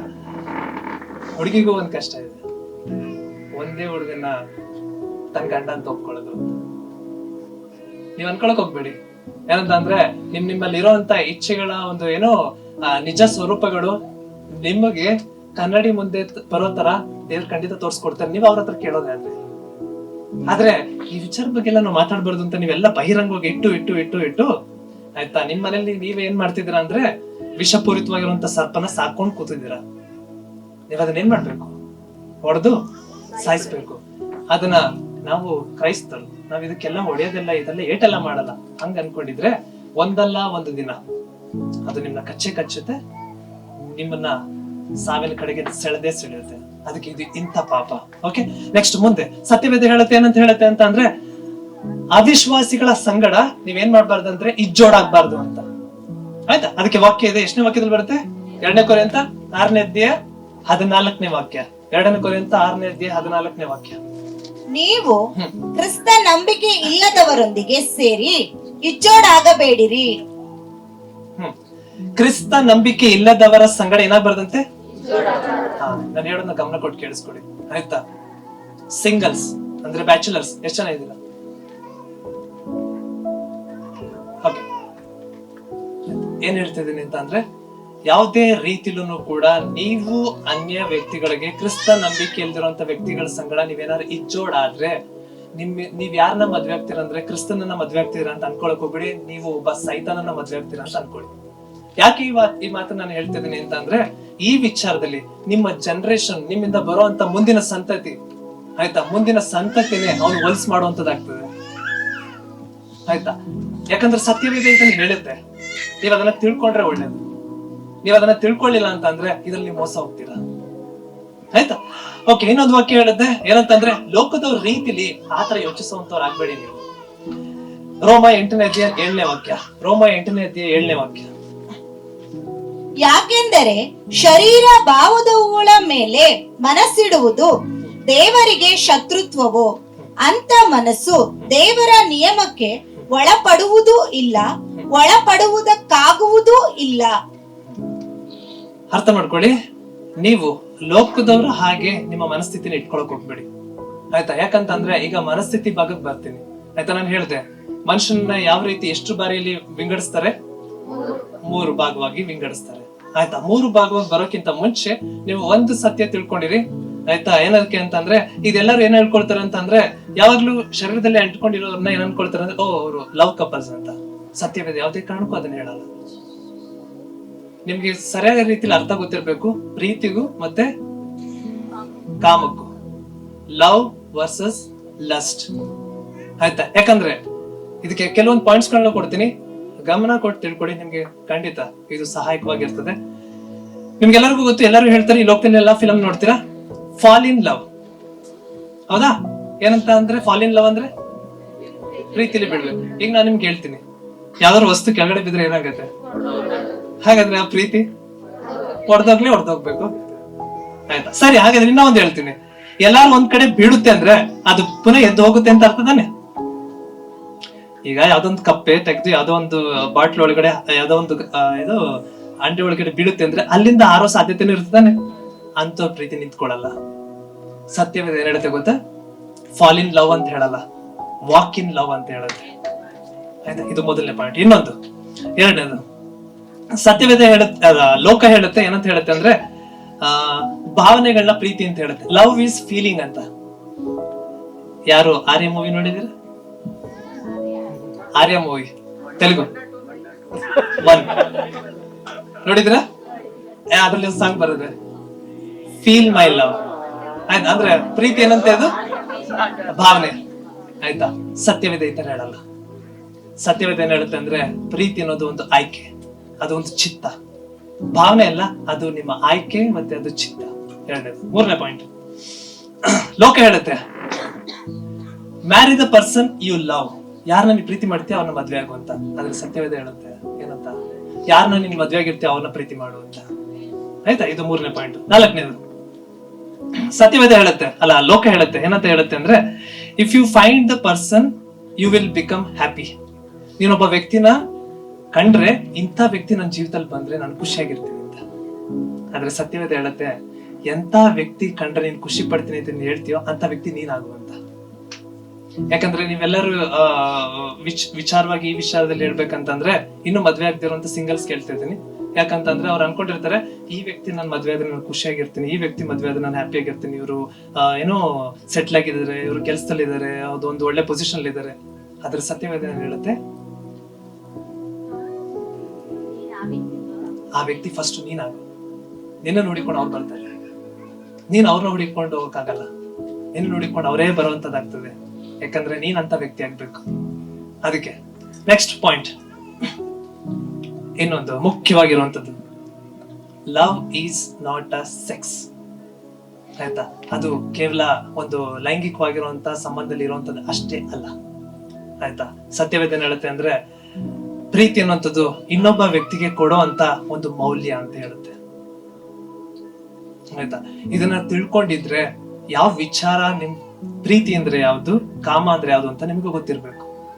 ಆಯ್ತಾ? ಇದು ಗೊತ್ತಿಲ್ಲ ಅಂತ ಅಂದ್ರೆ ಕಾಮನೇ ಪ್ರೀತಿಯಾಗಿ ಇಟ್ಕೊಂಡಿರ್ತಾರೆ. ಕೆಲವ್ರು ಹೇಳ್ತಾರೆ, ಏನಂತ ಹೇಳ್ತಾರೆ ಅಂತಂದ್ರೆ ಏನೋ ದೇವ್ರನ್ನ ನೀವು ಕರೆಕ್ಟ್ ಆಗಿ ತಿಳ್ಕೊಂಡಿದ್ರೆ ಅಂತ ವ್ಯಕ್ತಿ ಹೇಳ್ತಾನೆ ಗಾಡ್ ಇಸ್ ಲವ್ ಅಂತ. ಹೌದಾ? ದೇವ್ರನ್ನ ತಿಳ್ಕೊಂಡಿಲ್ಲ ಅಂದ್ರೆ ಲವ್ ಇಸ್ ಗಾಡ್ ಅಂತ ಹೇಳ್ತಾನೆ. ಈಗ ನಾನು ನಿಮಗೆ ಕೇಳ್ತೀನಿ, ಗಾಡ್ ಇಸ್ ಲವ್ ಅಥವಾ ಲವ್ ಇಸ್ ಗಾಡ್? ಸರಿಯಾದ ರೀತಿಯಲ್ಲಿ ಅರ್ಥ ಮಾಡ್ಕೊಂಡಿದ್ರೆ ಮಾತ್ರ ಇಂಥವ್ರು ಹೇಳಕ್ಕಾಗಲ್ಲ. ಸುಮ್ನೆ ಸತ್ಯವೇದ ಓದಿ ಸುಮ್ನೆ ಕಣ್ಮುಚ್ಕೊಂಡು ಪ್ರೇಯರ್ ಮಾಡಿದವರೆಲ್ಲ ಹೇಳಕ್ಕಾಗಲ್ಲ ಇದನ್ನ. ನಿಜವಾಗ್ಲೂ ಅವ್ರಿಗೆ ಪವಿತ್ರಾತ್ಮರ ಹತ್ರ ಕಾಂಟ್ಯಾಕ್ಟ್ ಇರ್ಬೇಕಾಗತ್ತೆ. ಆಯ್ತಾ? ನೆಕ್ಸ್ಟ್ ಮುಂದೆ ನಾನು ಕರ್ಕೊಂಡು ಹೋಗಂತ ವಿಚಾರ, ಈ ಒಂದು ಪಾಪ, ಲೈಂಗಿಕವಾಗಿರುವಂತ ಒಂದು ಪಾಪ ಒಂದು ಸಲ ಅಂಟ್ಕೊಂಡ್ರೆ ಅದು ಬಿಚ್ಚಿ ತೆಗಿಯೋಕೆ ತುಂಬಾ ಕಷ್ಟ. ಆಯ್ತಾ? ಈ ಎಲ್ಲಾ ವಿಚಾರಗಳನ್ನ ಇದುವರೆಗೆ ನಾನು ಬಂದಿರುವಂತ ಎಲ್ಲಾ ಜರ್ನಿಲು ಒಬ್ಬೊಬ್ಬರಿಂದ ಒಂದೊಂದು ಕಲ್ತ್ಕೊಂಡಿದೀನಿ. ಯಾಕೆ ಅಂತ ಹೇಳ್ತಿದ್ದೀನಿ ಅಂತಂದ್ರೆ, ಈ ರೆಸ್ಕ್ಯೂ ಟೀಮ್ ಇಂದ ಕೆಲವೊಂದು ಪ್ರಾರಂಭದಲ್ಲಿ ನಾನು ಅವಾಗ ಪ್ರಾರಂಭದ ವಿಶ್ವಾಸಿ ಆಗಿದ್ದೆ ಅವಾಗ. ಆಯ್ತಾ? ಈ ವಿಚಾರಗಳೆಲ್ಲ ನನಗೂ ಕೂಡ ತುಂಬಾ ವಸ್ತು. ಏನ್ ಹೇಳಕ್ ಹೊಡ್ತಾರೆ ಇವರು ಅಂತ. ಆಗ ಅವರು ಒಂದು ಇಲಿಸ್ಟ್ರೇಷನ್ ಕೊಟ್ಟಿದ್ರು. ಎಂತ ಕೊಟ್ಟಿದ್ರು ಅಂದ್ರೆ, ಯಾವ ರೀತಿ ಅವ್ರು ಇದನ್ನ ಹೋಲಿಕೆ ಮಾಡಿದ್ರು ಅಂತಂದ್ರೆ, ಈ ವ್ಯಭಿಚಾರನ, ಈ ಜಾರತ್ವನ ಯಾವ ರೀತಿ ಹೋಲಿಕೆ ಮಾಡಿದ್ರು ಅಂದ್ರೆ, ಯಾವ್ದೋ ಒಂದು ಪೋಸ್ಟರ್ನ ಆಯ್ತಾ ಪ್ಲಾಸ್ಟರ್ ಮಾಡಿ ಅಂಟಿಸೋದು. ಅದನ್ನ ಕಿತ್ಬಿಟ್ಟು ಇನ್ನೊಂದ್ ಕಡೆ ಅಂಟ್ಸಕ್ ಆಗತ್ತೆ? ಅಂಟುತ್ತಾ? ಒಂದು ಸಲ ನೀವ್ ಯಾರ ಸಂಗಡನಾದ್ರೂ ಆಯ್ತಾ ತಪ್ಪಾದ ವ್ಯಕ್ತಿಗಳ ಸಂಗಡ ಆಯ್ತಾ ನೀವ್ ಈ ರೀತಿ ಆಯ್ತಾ ಸೇರ್ಕೊಳ್ಳೋದೇ ಆದ್ರೆ ವಾಪಸ್ ಅದರಿಂದ ಆಚೆ ಬರೋದು ತುಂಬಾ ಕಷ್ಟ. ಅದಕ್ಕೆ ಈ ವಿಚಾರದಲ್ಲೇ ಸತ್ಯವೇದ ಹೇಳುತ್ತೆ, ಇದು ದೇಹದ ಆಚೆ ಮಾಡುವಂತ ಪಾಪ ಅಲ್ಲ, ದೇಹದ ಒಳಗಡೆ ಮಾಡುವಂತ ಪಾಪ ಅಂತ. ಆಯ್ತಾ? ಈ ಪಾಪಕ್ಕೆ ನೀವೇನ್ ಮಾಡ್ಬೇಕಂದ್ರೆ ಹೊಡೆದಾಡ್ಬೇಕಾ ಬಡ್ಲು ಓಡಿ ಹೋಗ್ಬೇಕು. ಆಯ್ತಾ?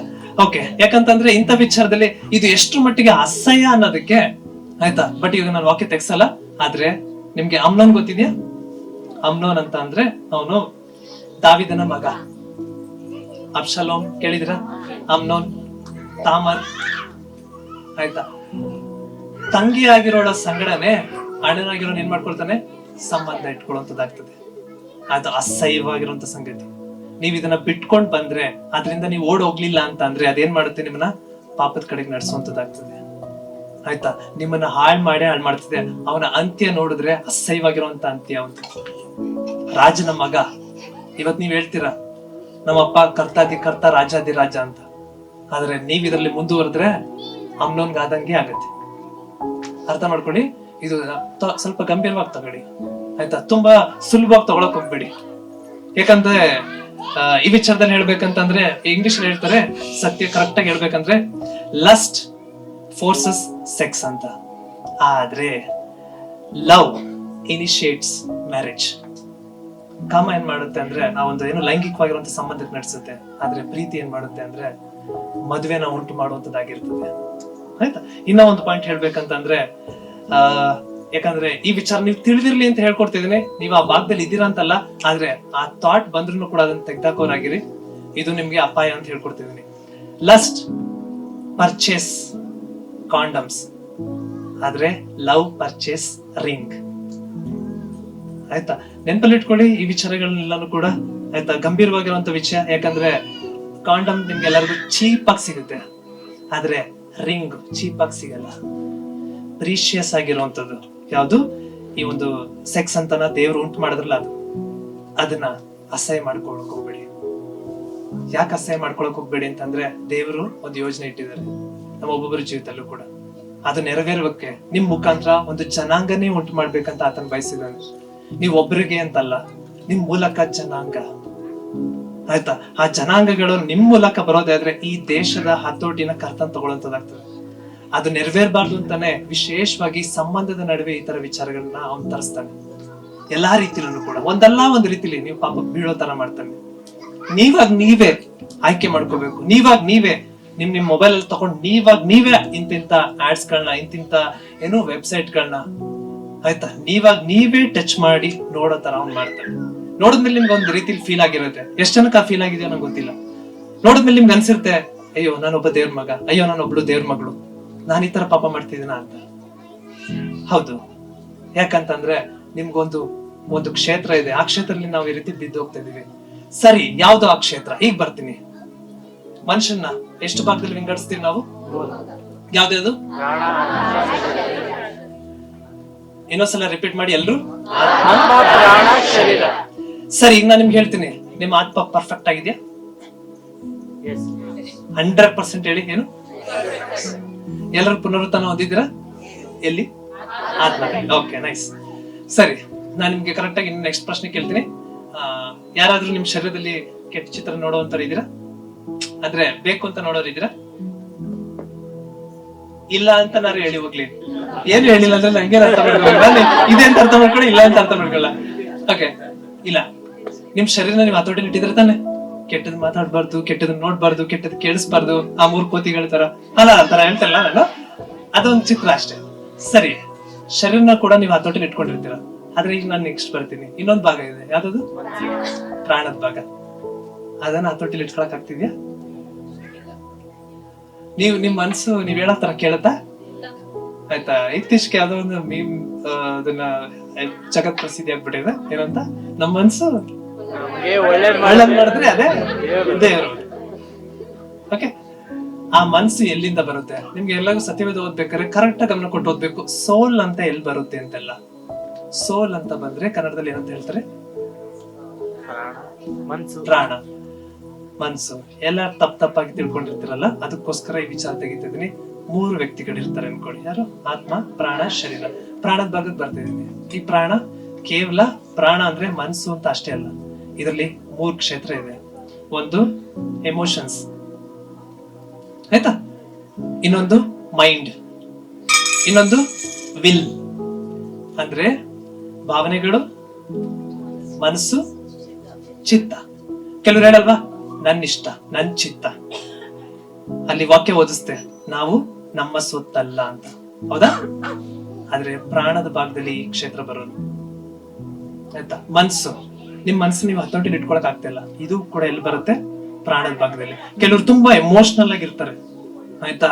ಯಾರೋ ಕರೆದಿರೋ ಫುಲ್ ಇದಾದ್ರೆ ಎಮೋಷನಲ್ ಆಗಿ ಡೀಲ್ ಮಾಡಕ್ ಹೋಗ್ತಾರೆ, ಅದರಿಂದ ಪಾಪಕ್ಕೆ ಬೀಳ್ತಾ ಇರ್ತಾರೆ, ಆಯ್ತಾ? ಅವ್ಳಿಗೆ ನೋವು ಅನ್ನಕ್ಕೂ ಆಗಲ್ಲ, ಅವ್ನಿಗೆ ನೋವು ಅನ್ನಕ್ ಆಗಲ್ಲ ಅನ್ನೋ ರೀತಿಯಲ್ಲಿ ನೀವೇನ್ ಮಾಡ್ಕೊಳ್ತೀರಾ?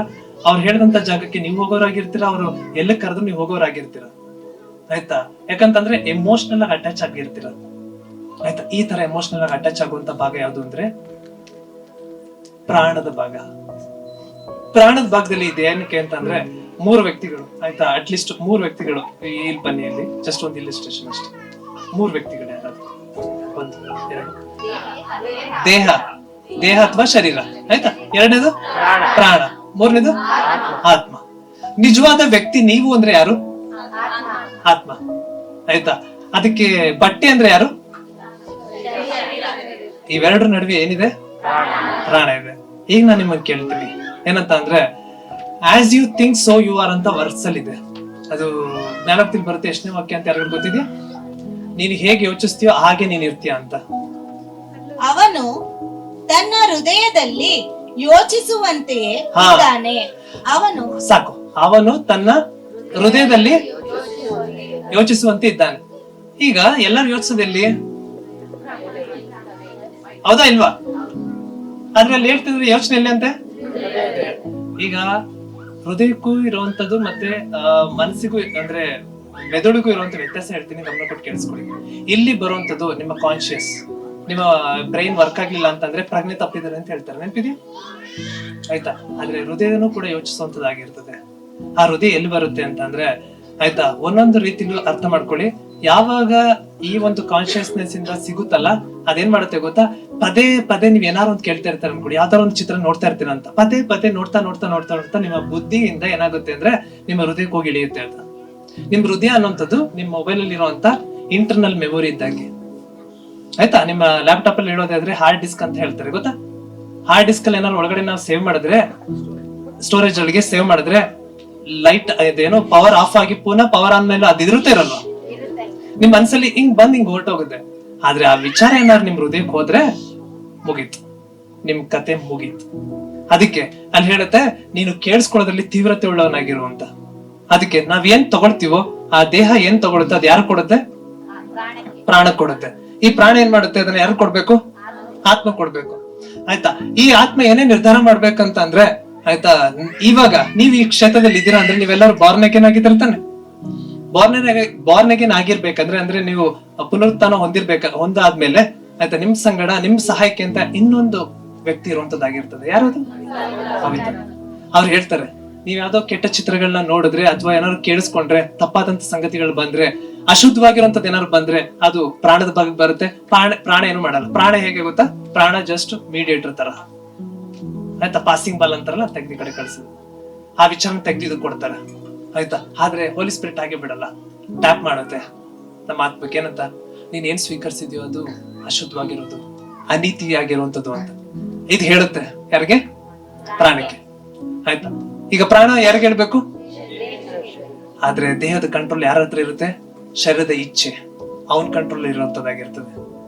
ಪ್ರಾಣ ಏನ್ ಹೇಳುತ್ತೆ ಗೊತ್ತಾ, ಯಾವಾಗ ಶರೀರ ಸ್ವೀಕರಿಸಲ್ಲ ಪ್ರಾಣ ವಾಪಸ್ ತಿರ್ಕೊಂಡು ಯಾರಿಗೆ ಹೇಳುತ್ತೆ, ಈ ಕಡೆ ತಿರ್ಕೊಂಡು ಆತ್ಮ ಕೇಳುತ್ತೆ, ನನ್ಗೆ ಸಿಕ್ತಿರೋ ಇನ್ಪುಟ್ಟೇ ಈ ತರ ಅಂತ, ನಾನೇನ್ ಮಾಡ್ಲಿ ಅಂತ. ಈಗ ಹೋರಾಟ, ಸಮಸ್ಯೆ, ಸಂಗತಿ ಎಲ್ಲ ನಡೀತಿರೋದು ಎಲ್ಲಿ ಅಂತ ಅಂದ್ರೆ, ಯಾವಾಗ ಈ ಒಂದು ಪ್ರಾಣ ಆತ್ಮದ ಮಾತಿಗೆ ಕಿವಿ ಕೊಡುತ್ತೆ ಆಗ ಗೆಲ್ಲುವಂತದ್ದಾಗಿರ್ತದೆ. ಎಲ್ಲಿ ತನಕ ಈ ಪ್ರಾಣ ಶರೀರದ ಮಾತಿಗೆ ಕಿವಿ ಕೊಡುವಂತದಾಗ್ತದೋ ಅಲ್ಲಿ ಏನಾಗುತ್ತೆ, ಸೋಲುವಂತದ್ದಾಗ್ತದೆ. Thank you. ಪ್ಲೀಸ್. ಯಾಕೆ ವಿಚಾರ ಹೇಳ್ತಾ ಇದ್ದೇನೆ ಅಂತಂದ್ರೆ, ಆಯ್ತಾ, ಈ ಇಡೀ ಪ್ರಪಂಚದಲ್ಲಿ ಮಲ್ಟಿ ಬಿಲಿಯನ್ಸ್ ಗಳಾಗಿರುವಂತವ್ರು, ಆಯ್ತಾ, ಬಿಲಿಯನ್ ಗಟ್ಲೆ, ಕೋಟಿ ಗಟ್ಲೆ ದುಡ್ಡನ್ನ ಪಡ್ಕೊಳ್ತಿರುವಂತದ್ದು ಯಾವ ಕ್ಷೇತ್ರ ಗೊತ್ತಾ, ಮೀಡಿಯಾ, ಮಾಧ್ಯಮ. ಯಾಕೆ, ಮೀಡಿಯಾದಲ್ಲೆಲ್ಲ ಏನೆಲ್ಲ ಹಾದೋಗುತ್ತೋ. ಈಗ ನಾನು ನಿಮ್ಗೆ ಹೇಳ್ತೀನಿ, ಲೋಕಕ್ಕಿಂತ ಈ ಭೂಮಿಗಿಂತ ಹೆಚ್ಚು ಶಕ್ತಿ ಎಲ್ಲಿದೆ ಗೊತ್ತಾ, ಭೂಮಿ ಮೇಲಿರುವಂತ ಗಾಳಿಲಿದೆ. ಯಾಕಂದ್ರೆ ಗಾಳಿ ಅದ್ರ ಸುತ್ತ ಇದೆ. ಅದಕ್ಕೆ ಆಯ್ತಾ, ಏನಂತ ಅಂದ್ರೆ, ಈ ಒಂದು ಮಧ್ಯಾಕಾಶದಲ್ಲಿರುವಂತ ಒಬ್ಬ ವ್ಯಕ್ತಿ ಇದ್ದಾನೆ, ಒಬ್ಬ ಶತ್ರು ಇದ್ದಾನೆ, ಆಯ್ತಾ. Is the ruler of air ಅಂತಾನೆ ಕರೀತಾರೆ. ಅದು ಎಷ್ಟನೇ ವರ್ಷದಲ್ಲಿ ಬರುತ್ತೆ ಗೊತ್ತಿದೆ, ರೂಲರ್ ಆಫ್ ಏರ್ ಅಂತ. ನಾವು ಹೋರಾಡುವುದು ಮನುಷ್ಯ ಮಾತ್ರದವರ ಸಂಗಡವಲ್ಲ, ರಾಜ್ಯತ್ವಗಳ ಮೇಲೆಯೂ ಅಧಿಕಾರಿಗಳ ಮೇಲೆಯೂ ಈ ಅಂಧಕಾರದ ಲೋಕಾಧಿಪತಿಗಳ ಮೇಲೆಯೂ ಆಕಾಶ ಮಂಡಲದಲ್ಲಿರುವ ದುರಾತ್ಮ ಸೇನೆಯ ಮೇಲೆಯೂ ನಾವು ಹೋರಾಡುವವರಾಗಿದ್ದೇವೆ. ನಾವು ಹೋರಾಡ್ತಿರುವಂತ ಯುದ್ಧ ಯಾರಲ್ಲಿ ಇದೆ ಅಂತಂದ್ರೆ, ಅಂಧಕಾರದ ಒಂದು ದೊರೆತನ ಅಂದ್ರೆ ಎಲ್ಲಿ ನಡೀತಿದೆ ಅಂದ್ರೆ ಅದೆಲ್ಲವೂ ಕೂಡ ಮಧ್ಯಾಕಾಶದಲ್ಲಿ, ಆಯ್ತಾ. ಅದಕ್ಕೆ ಎಷ್ಟು ಪವರ್ಫುಲ್ ಅಂತ ಅಂದ್ರೆ, ಆಯ್ತಾ, ಯಾರು ಮೀಡಿಯಾ ಕಂಟ್ರೋಲ್ ಇಟ್ಟಿರ್ತಾರೆ ಅವರು ದೇಶನ ಆಳ್ತಾರೆ. ಯಾಕೆ ಈ ರೀತಿ ವಂಚನೆಗೆ ಒಳಗಾಗ್ತಿದೆ ಅಂತ ಅಂದ್ರೆ, ಅವನು ಫಸ್ಟ್ ಮಾಡೋದು ಈ ಮೀಡಿಯಾನ ಕಂಟ್ರೋಲ್ ತಗೊಳ್ತಾನೆ. ಯಾಕಂದ್ರೆ ಅವನ ಅಧಿಪತಿ ಅದಕ್ಕೆ, ಆಯ್ತಾ. ಶತ್ರು ಬಿದ್ದು ಇದಾಗಿದ್ದಾನೆ, ಓಕೆ, ಆದ್ರೆ ಅವನ ಕಾರ್ಯಗಳು ನಡೆಯುವಂತದ್ದಾಗಿದೆ ನೀವು ಅವಕಾಶ ಕೊಟ್ರೆ. ಅದಕ್ಕೆ ಸತ್ಯವಿದೆ ಹೇಳ್ತೀನಿ, ನೀವು ಇಲ್ಲಿ ಬಂಧಿಸಿದ್ರೆ, ಆಯ್ತಾ, ಅಲ್ಲಿ ಇರುವಂತ ಶತ್ರು ನೀವು ಬಂಧಿಸುವಂತದ್ದಾಗ್ತದೆ. ಆ ಅಧಿಕಾರ ನಿಮ್ಮಲ್ಲಿದೆ. ಎಷ್ಟೋ ಜನ ಈ ಅಧಿಕಾರ ತಗೊಂಡಿರಲ್ಲ. ಅದಕ್ಕೆ ನಮ್ ಹೋರಾಟ ರಕ್ತ ಮಾಂಸಗಳ ಸಂಗಡ ಅಲ್ಲ, ಆಯ್ತಾ, ಒಂದು ಏನೋ ಅಧಿಕಾರತ್ವಗಳ ಮೇಲೆ, ಆಯ್ತಾ. ಅವ್ನು ಹೇಗ್ ವಂಚನೆ ಮಾಡ್ತಾನೆ ಅಂದ್ರೆ, ಮೀಡಿಯಾಗಳ ಮೂಲಕನೇ ಇದೆಲ್ಲ ಸ್ಟಾರ್ಟ್ ಆಗಿದ್ದು. ಸೆಕ್ಷುವಲ್ ಇಮ್ಮಾರಿಟಿ ಅನ್ನುವಂಥದ್ದು, ಆಯ್ತಾ, ಇದು ಮದ್ವೆಯಲ್ಲಿ ಮದ್ವೆ ಒಳಗಡೆ ಆ ಒಂದು ಬಂಧನದಲ್ಲಿ ಆ ಒಂದು ಬೌಂಡ್ರಿ ಇರುವಂತ ವಿಚಾರ. ಇಷ್ಟು ರೀತಿಲಿ ಈಗ್ಲೂ ಕೂಡ 8ನೇ ಕ್ಲಾಸ್ ಮಕ್ಕಳಿಗೆ ಮೊಬೈಲ್ ಹಿಡ್ಕೊಳ್ಳೋ ಎಲ್ಲಾ ಮಕ್ಳಿಗೂ ಗೊತ್ತಿದೆ ಸೆಕ್ಸ್ ಅಂದ್ರೆ ಏನು ಅಂತ. ಯಾಕೆ, ಇದೆಲ್ಲ ಎಲ್ಲಿಂದ ಬಂತು, ಮೀಡಿಯಾದಿಂದ ಬಂತು, ಆಯ್ತಾ. ಅವನ ಹತೋಟಿನ ಎಲ್ಲಿ ತಗೊಂಡು ಯಾವ ರೀತಿ ವಂಚನೆ ಮಾಡ್ತಿದ್ದಾನೆ ನಮ್ಮ ದೇಶನ ಅರ್ಥ ಮಾಡ್ಕೊಳ್ಳಿ, ಆಯ್ತಾ. ಸರಿ, ಇದರಿಂದ ಆಚೆ ಬರೋದಕ್ಕೆ ಏನ್ ಮಾಡೋಣ, ಅದಕ್ಕೆ ನಾವೇನ್ ಮಾಡ್ಬೇಕು ಅಂತ ಹೇಳ್ತಾರೆ ಅಂದ್ರೆ, ಈ ರೀತಿ ಲೈಂಗಿಕವಾಗಿರುವಂತ ಅನೈತಿಕತೆಯಿಂದ ನಾವೇನ್ ಮಾಡ್ಬೇಕಂತೆ, ಓಡೋಗ್ಬೇಕು. ಯಾಕಂತಂದ್ರೆ ಇದು ತುಂಬಾ ಅಪಾಯವಾಗಿರುವಂತದ್ದು, ವೈಯಕ್ತಿಕವಾಗಿ ಇರುವಂತದ್ದು, ಆಯ್ತಾ. ಈ ಪಾಪ ನೀವು ಯುದ್ಧ ಮಾಡುವಂತ ಪಾಪ ಅಲ್ಲ, ಈ ಪಾಪ ಅಂದ್ರೆ ನೀವು ಓಡಿ ಹೋಗುವಂತ ಪಾಪ. ಅದಕ್ಕೆ 2ನೇ ಕೊರಿಂಥ 11 2ನೇ ವಾಕ್ಯ ಹೇಳುತ್ತೆ, 2ನೇ ಕೊರಿಂಥ 11ನೇ ಅಧ್ಯಾಯ 2ನೇ ವಾಕ್ಯ. ಯಾಕೆಂದರೆ ದೇವರಲ್ಲಿರುವಂತ ಚಿಂತೆಯಿಂದಲೇ ನಾನು ನಿಮ್ಮ ವಿಷಯದಲ್ಲಿ ಚಿಂತಿಸುತ್ತೇನೆ.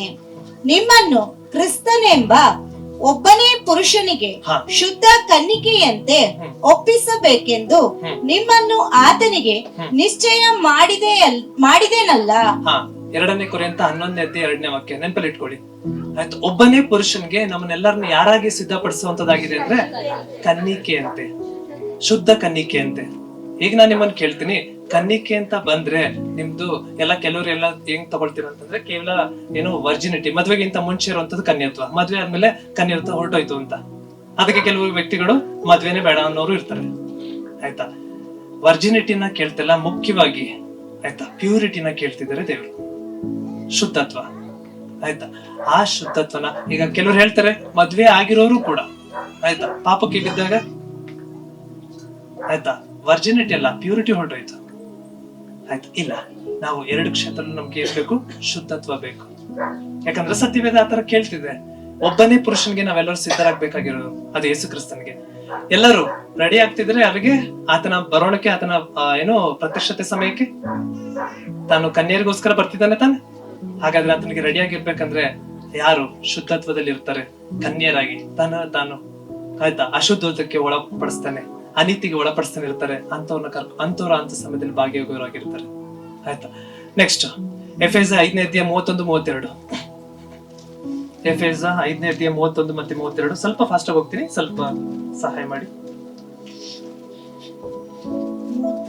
ಇದರ ನಿಮಿತ್ತದಿಂದ ಪುರುಷನು ತಂದೆ ತಾಯಿಗಳನ್ನು ಬಿಟ್ಟು ತನ್ನ ಹೆಂಡತಿಯನ್ನು ಸೇರಿಕೊಳ್ಳುವನು, ಅವರಿಬ್ಬರು ಒಂದೇ ಶರೀರವಾಗಿರುವರು ಎಂದು ಬರೆದದೆ. ನಾನು ಕ್ರಿಸ್ತನಿಗೂ ಸಭೆಗೂ ಇರುವ ಸಂಬಂಧವನ್ನು ಕುರಿತು ಮಾತಾಡುತ್ತಾ ಇದ್ದೇನೆ. ಇದುವರೆಗೆ ಗುಪ್ತವಾಗಿದ್ದ ಈ ಸತ್ಯಾರ್ಥವು ಬಹು ಗಂಭೀರವಾದದ್ದು. ಸಾಕು, ಇದುವರೆಗೆ ಗುಪ್ತವಾಗಿರುವಂತ ಸಂಗತಿ ವಿಚಾರ, ಇದುವರೆಗೆ ಆಯ್ತಾ, ಅದನ್ನ ಗಂಭೀರವಾಗಿರುವಂತ ವಿಚಾರನ ದೇವರಿಗೆ ತಿಳಿಸ್ತಾರೆ ಅಂತ ತಗೊಳ್ಳಿ. ಆಯ್ತಾ, ಎಂತ ವಿಚಾರ ಗಂಭೀರವಾಗಿರುವಂತದ್ದು ಅಂತ ಅಂದ್ರೆ, ಒಂದು ಮದ್ವೆ ಹುಡುಗನಿಗೂ ಮದ್ವೆ ಹುಡುಗಿಗೂ ಇರುವಂತ ಸಂಬಂಧದ ಬಗ್ಗೆ ಹೇಳ್ತಿದ್ದಾರೆ. ಅಂದ್ರೆ ನಮಗೂ ಕರ್ತನ್ಗೂ ಇರುವಂತದ್ದು. ಆಯ್ತಾ, ಆತನ್ಗೂ ಆತನ ಸಭೆಯಾಗಿರುವಂತ ನಮಗೂ ಇರುವಂತ ಸಂಬಂಧದ ಬಗ್ಗೆ ನಾವು ಅಶುದ್ಧ ಮಾಡ್ಕೊಳ್ಳೋದು ಬೇಡ. ಆಯ್ತಾ, ಇದು ಮೊದಲನೇ ಪಾಯಿಂಟ್, ನೆನಪಲ್ಲಿ ಇಟ್ಕೊಳ್ಳಿ. ಆಯ್ತಾ, ಏನಂತ ಅಂದ್ರೆ ಮೊದಲನೇ ಪಾಯಿಂಟ್ ಯಾವ ತರ ಬರ್ಬೇಕಂತ ಅಂದ್ರೆ ಏನಂತ ಹೇಳಿದೆ, ಇದು ತುಂಬಾ ಏನು ಪ್ರತ್ಯೇಕವಾಗಿರುವಂತ ಒಂದು ಪಾಪ. ಯಾವ ತರ ಪ್ರತ್ಯೇಕವಾಗಿರುವಂತ ಪಾಪ ಅನ್ನೋದಕ್ಕೆ ನಾನು 2 ವಾಕ್ಯ ಓದಿಸ್ತೆ. ಆಯ್ತಾ, ನೆಕ್ಸ್ಟ್ ಹೇಳುವಂತದ್ದು, ನಮ್ಮ ದೇಹ ದೇವರ ಆಲಯ. ಯಾರು ವಾಸ ಮಾಡ್ತಿದ್ದಾರೆ? ಪರಿಶುದ್ಧಾತ್ಮ.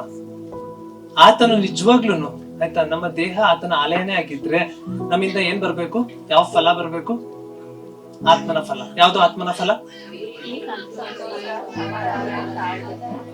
ಇದೆಲ್ಲರಿಗೂ ಗೊತ್ತು, ತೆಗೆದ್ಬೇಡ, ಟೈಮ್ ಆಗ್ಬಿಡುತ್ತೆ, ಅದಕ್ಕೋಸ್ಕರ ನಾನು ಮುಂದೆ ಹೋಗ್ತಿದ್ದೀನಿ. ಆಯ್ತಾ, 3ನೇದು, ನೀವೆಲ್ಲರೂ ಯಾರಿಂದ ಖರೀದಿಸಲ್ಪಟ್ಟಿದ್ದೀರಾ? ಕ್ರಿಸ್ತನಿಂದ. ಏನ್ ಕೊಟ್ಟು ನಿಮ್ನ ಖರೀದಿಸಿದ್ರು? ಇನ್ನೊಂದು ಹೇಳ್ತೀನಿ, ಗಮನ ಕೊಟ್ಟು ಕೇಳಿಸ್ಕೊಳ್ಳಿ. ಆಯ್ತಾ, ರಕ್ಷಣೆ ಅನ್ನುವಂಥದ್ದು ಉಚಿತನ ಇಲ್ವಾ? ಕೆಲವರು ನೀವು ನೋಡಿದ್ರ, ಯಾವಾಗ ಗೊತ್ತಾ ಈ ಊಟ ವೇಸ್ಟ್ ಆಗೋದು ಅಥವಾ ಇನ್ಯಾವುದೋ ವಸ್ತು ವೇಸ್ಟ್ ಆಗೋದು ಯಾವಾಗ ಅಂದ್ರೆ ಅದು ಉಚಿತವಾಗಿ ನಮ್ಗೆ ಸಿಕ್ಕಾಗ. ನೀವು ಬೆಲೆ ಕೊಟ್ಟಿದ್ರೆ ಅದನ್ನ ನೀವು ವೇಸ್ಟ್ ಆಗಿ ಎಲ್ಲೆಲ್ಲಿ ಬೇಕಂಗೆ ಎಸೆಯಲ್ಲ. ಉಚಿತವಾಗಿ ಬಂದಿರುತ್ತಲ್ಲ ಫ್ರೀ ಆಗಿ, ಅಂತದನ್ನ ವೇಸ್ಟ್ ಆಗಿ ಇಟ್ಕೊಳ್ತೀರ. ನಾನು ಹೇಳೋದು ಅರ್ಥ ಮಾಡ್ಕೊಳ್ಳಿ. ರಕ್ಷಣೆ ಅನ್ನೋದು ಉಚಿತ ಹೌದು, ಆದ್ರೆ ಅದು ಚೀಪ್ ಅಲ್ಲ. ಯಾಕೆ ಚೀಪ್ ಅಲ್ಲ ಅಂತ ಹೇಳ್ತಿದ್ದೇನೆ ಅಂದ್ರೆ, ಯಾರೋ ಒಬ್ರು ಅದಕ್ಕೆ ಬೆಲೆ ತೆತ್ತಿದ್ದಾರೆ. ಏನ ಬೆಲೆ ತೆತ್ತಿದ್ದಾರೆ? ಆತನು ತನ್ನ ರಕ್ತನ ಬೆಲೆ ತೆತ್ತಿದ್ದಾನೆ. ಯಾರನ್ನ ಕೊಂಡ್ಕೊಳಕ್ಕೆ? ನಮ್ಮನ್ನ. ಆದ್ರೆ ಕೊಂಡ್ಕೊಂಡ್ಮೇಲೆ ಅಂಗಡಿಗೆ ಹೋಗ್ತೀರಾ, ತುಂಬಾ ಬೆಲೆ ಬಾಳುವಂತ ಒಂದು ಏನೋ ಆ ಸಮಯದಲ್ಲಿ ತುಂಬಾ ರೇಟ್ ಇರುವಂತ ಟೊಮೊಟೊ ಹಣ್ಣ ತಗೊಂಡಿದ್ದೀರಾ. ತಗೊಂಡ್ಮೇಲೆ ಮನೆಗೆ ತಗೊಂಡ್ಮೇಲೆ ಗೊತ್ತಾಯ್ತು ಅದೇನು ಅಂತ, ಕೊಳ್ತೋಗಿದೆ ಅಂತ. ಕೊಳ್ತೋಗುವಂತ ಟೊಮೊಟೊ ಅಲ್ಲ ನಾವು, ಶುದ್ಧವಾಗಿರೋದು, ಉಪಯೋಗಕ್ಕೆ ಬರುವಂತದ್ದು. ದೇವ್ರ ಯಾಕೆ ನಮ್ನ ಇನ್ನೂ ಉಪಯೋಗಿಸಕ್ ಆಗ್ತಿಲ್ಲ ಅಂತಂದ್ರೆ, ನಾವು ಅನೇಕ ವಿಚಾರಗಳಲ್ಲಿ ಪ್ರಾಣದ ಭಾಗದಲ್ಲಿ ಪಾಪದ ಯೋಚನೆಗಳಲ್ಲಿ ತುಂಬಿಕೊಂಡು ಅದಕ್ಕೆ ಬಿದ್ದು ಆಯ್ತಾ, ಅನೇಕ ವಿಷಯಗಳಲ್ಲಿ ಈ ರೀತಿ ನಾವು ಒಳಗಾಗಿ ಆಯ್ತಾ, ಈ ಭಾಗದಲ್ಲಿ ನಾವು ಪಾಪ ಮಾಡಿದಾಗ ಅದರಿಂದ ಆಚೆ ಬರಕ್ಕಾಗದೆ ಅಂಟ್ಕೊಂಡ್ಬಿಟ್ಟಿದೀವಿ, ಗಮ್ ತರ ಅಂಟ್ಕೊಂಡ್ಬಿಟ್ಟಿದೀವಿ. ಅದಕ್ಕೆ ಇವತ್ತೇ ಅದರಿಂದ ಬಿಡುಗಡೆ ಹೊಂದ್ಕೊಳ್ಳೇಬೇಕು. ಆಯ್ತಾ, ಈ ಒಂದು ಕ್ಷೇತ್ರದಲ್ಲಿ ಅದರಿಂದ ಬಿಡುಗಡೆ ಹೊಂದ್ಕೊಳ್ಳೇಬೇಕು. ಅದಕ್ಕೆ ಈ ವಿಚಾರದಲ್ಲಿ ಇನ್ನೂ ಹೆಚ್ಚಾಗಿ ಹೇಳ್ಬೇಕಂತಂದ್ರೆ, ನಾನು ಹೇಳೋದು ಇಷ್ಟೇ ಕಡೆಯದಾಗಿ, ಆಯ್ತಾ? ಈ ವಿಚಾರದಲ್ಲಿ ನೀವು ಗೆಲ್ಬೇಕು ಅಂದ್ರೆ ಅನುದಿನನೂ ಕೂಡ ಯಾವ್ದ್ರಲ್ಲಿ ನೀವು ಮುಂದುವರಿಬೇಕಂದ್ರೆ ವಾಕ್ಯದಲ್ಲಿ ಮತ್ತೆ ಪ್ರಾರ್ಥನೆಯಲ್ಲಿ, ಆಯ್ತಾ? ಯಾವ ವ್ಯಕ್ತಿನಲ್ಲಿ ಪ್ರಾರ್ಥನೆ ಅಥವಾ ವಾಕ್ಯ ಇರುವಂತದ್ದಾಗಿರಲ್ವೋ ಅಂತ ವ್ಯಕ್ತಿ ಪಾಪ ಬೀಳುವಂತದ್ದು. ಕೆಲವರು ಏನಾಗ್ ತಗೋತಾರೆ ಅಂದ್ರೆ, ಕೆಲವರು ವಾಕ್ಯ ಹೆಚ್ಚಾಗಿ ಓದ್ತಾರೆ ಆದ್ರೆ ಪ್ರಾರ್ಥನೆ ಇರಲ್ಲ, ಕೆಲವರು ಪ್ರಾರ್ಥನೆ ಮಾತ್ರ ಮಾಡ್ತಾರೆ ಆದ್ರೆ ವಾಕ್ಯ ಇರಲ್ಲ. ಆದ್ರೆ ಎರಡು ನಮ್ಗೆ ಅಗತ್ಯ, ವಾಕ್ಯ ಮತ್ತೆ ಪ್ರಾರ್ಥನೆ. ಕಡೆಯಿಂದ ಏನ್ ನಿಲ್ಲುತ್ತೆ ಅಂದ್ರೆ, ನನ್ನನ್ನು ಕೇಳಿದ್ರೆ ವಾಕ್ಯ ಮತ್ತೆ ಪ್ರಾರ್ಥನೆ. ವಾಕ್ಯ ಯಾವ ಮಟ್ಟದಲ್ಲಿ ನಿಮ್ ಒಳಗಡೆ ಹೋಗ್ಬೇಕು ಅಂತ ಅಂದ್ರೆ, ದೇಹದಲ್ಲಿ ನೀವು ಓದುವಂಥದ್ದು, ಆಯ್ತಾ? ದೇಹ ಅಂದ್ರೆ ಆಯ್ತಾ ಏನೋ ನೀವು ನೋಡುವಂಥದ್ದು, ಕೇಳುವಂಥದ್ದು, ಮಾತನಾಡುವಂಥದ್ದು, ನೀವೇನನ್ನ ವಾಸನೆ ತಗೊಳ್ತಿದ್ರ, ಮತ್ತೆ ನಿಮ್ ಶರೀರದಲ್ಲಿ ಸ್ಪರ್ಶ, ಇದೆಲ್ಲ ಕೂಡ ನಿಮ್ ದೇಹಕ್ಕೆ ಸಂಬಂಧ ಪಡೋದೇ. ಆದ್ರೆ ಇದ್ರ ಮೂಲಕ ನೀವ್ ಯಾವ್ದನ್ನ ಪದೇ ಪದೇ ಪದೇ ಪದೇ ತಗೊಂಡ್ ನಿಮ್ ಮನ್ಸಲ್ಲಿ ತಗೊಂಡ್ ಅದ್ ಎಲ್ಲೋಗಿ ಸೇರ್ಕೊಳ್ಳುತ್ತೆ? ಹೃದಯದಲ್ಲಿ ಹೋಗಿ ಸೇರ್ಕೊಳ್ಳುತ್ತೆ. ಹೃದಯ ಅನ್ನೋದು ತುಂಬಾ ವಂಚನೆ ಆಗಿರುವಂತದ್ದು. ನೀನ್ ಏನ ತುಂಬ್ಕೋತೀಯ ಅದ್ರಲ್ಲಿ ಅದು ಮುಖ್ಯ. ಯಾವ್ದನ್ನ ನೀನ್ ನೋಡ್ತೀಯ, ಯಾವ್ದನ್ನ ನೀನ್ ಕೇಳ್ತೀಯ, ಯಾವ್ದಕ್ ನಿನ್ನ ಆಸಕ್ತಿ ಇದೆ, ಆಯ್ತಾ? ಈ ನಿನ್ನ ಆಸಕ್ತಿ ನಿನ್ನ ನರಕ ಕರ್ಕೊಂಡು ಹೋಗೋ ತರ ಇರ್ಬಾರ್ದು. ಈ ನಿನ್ನ ಆಸಕ್ತಿ ಸ್ವರ್ಗಕ್ಕೆ ಕರ್ಕೊಂಡು ಹೋಗುವಂತದ್ದಾಗಿರ್ಬೇಕು. ಅದಕ್ಕೆ ಇನ್ನೊಂದು ವಿಚಾರದಲ್ಲಿ ಒಂದ್ ಕಡೆ ಹೇಳ್ಬೇಕು ಅಂತಂದ್ರೆ, ಬರೀ ಮದ್ವೆ ವಿಚಾರದಲ್ಲೂ ಕೆಲವೊಂದು ವಿಚಾರ ಏನ್ ಹೇಳ್ತೀನಿ ಅಂತಂದ್ರೆ, ನೀವು ಒಬ್ಬ ವ್ಯಕ್ತಿನೇ ಮದ್ವೆ ಆಗೋದ್ರ ಮೂಲಕ ಆ ವ್ಯಕ್ತಿ ಮೂಲಕ ನೀನು ನರಕಕ್ಕೂ ಪ್ರವೇಶ ಮಾಡ್ಬೋದು ಅಥವಾ ಸ್ವರ್ಗಕ್ಕೂ ಪ್ರವೇಶ ಮಾಡ್ಬೋದು. ಅದಕ್ಕೆ ಈ ವಿಚಾರನ ಗಂಭೀರವಾಗಿ ತಗೊಳ್ಳಿ, ಆಯ್ತಾ?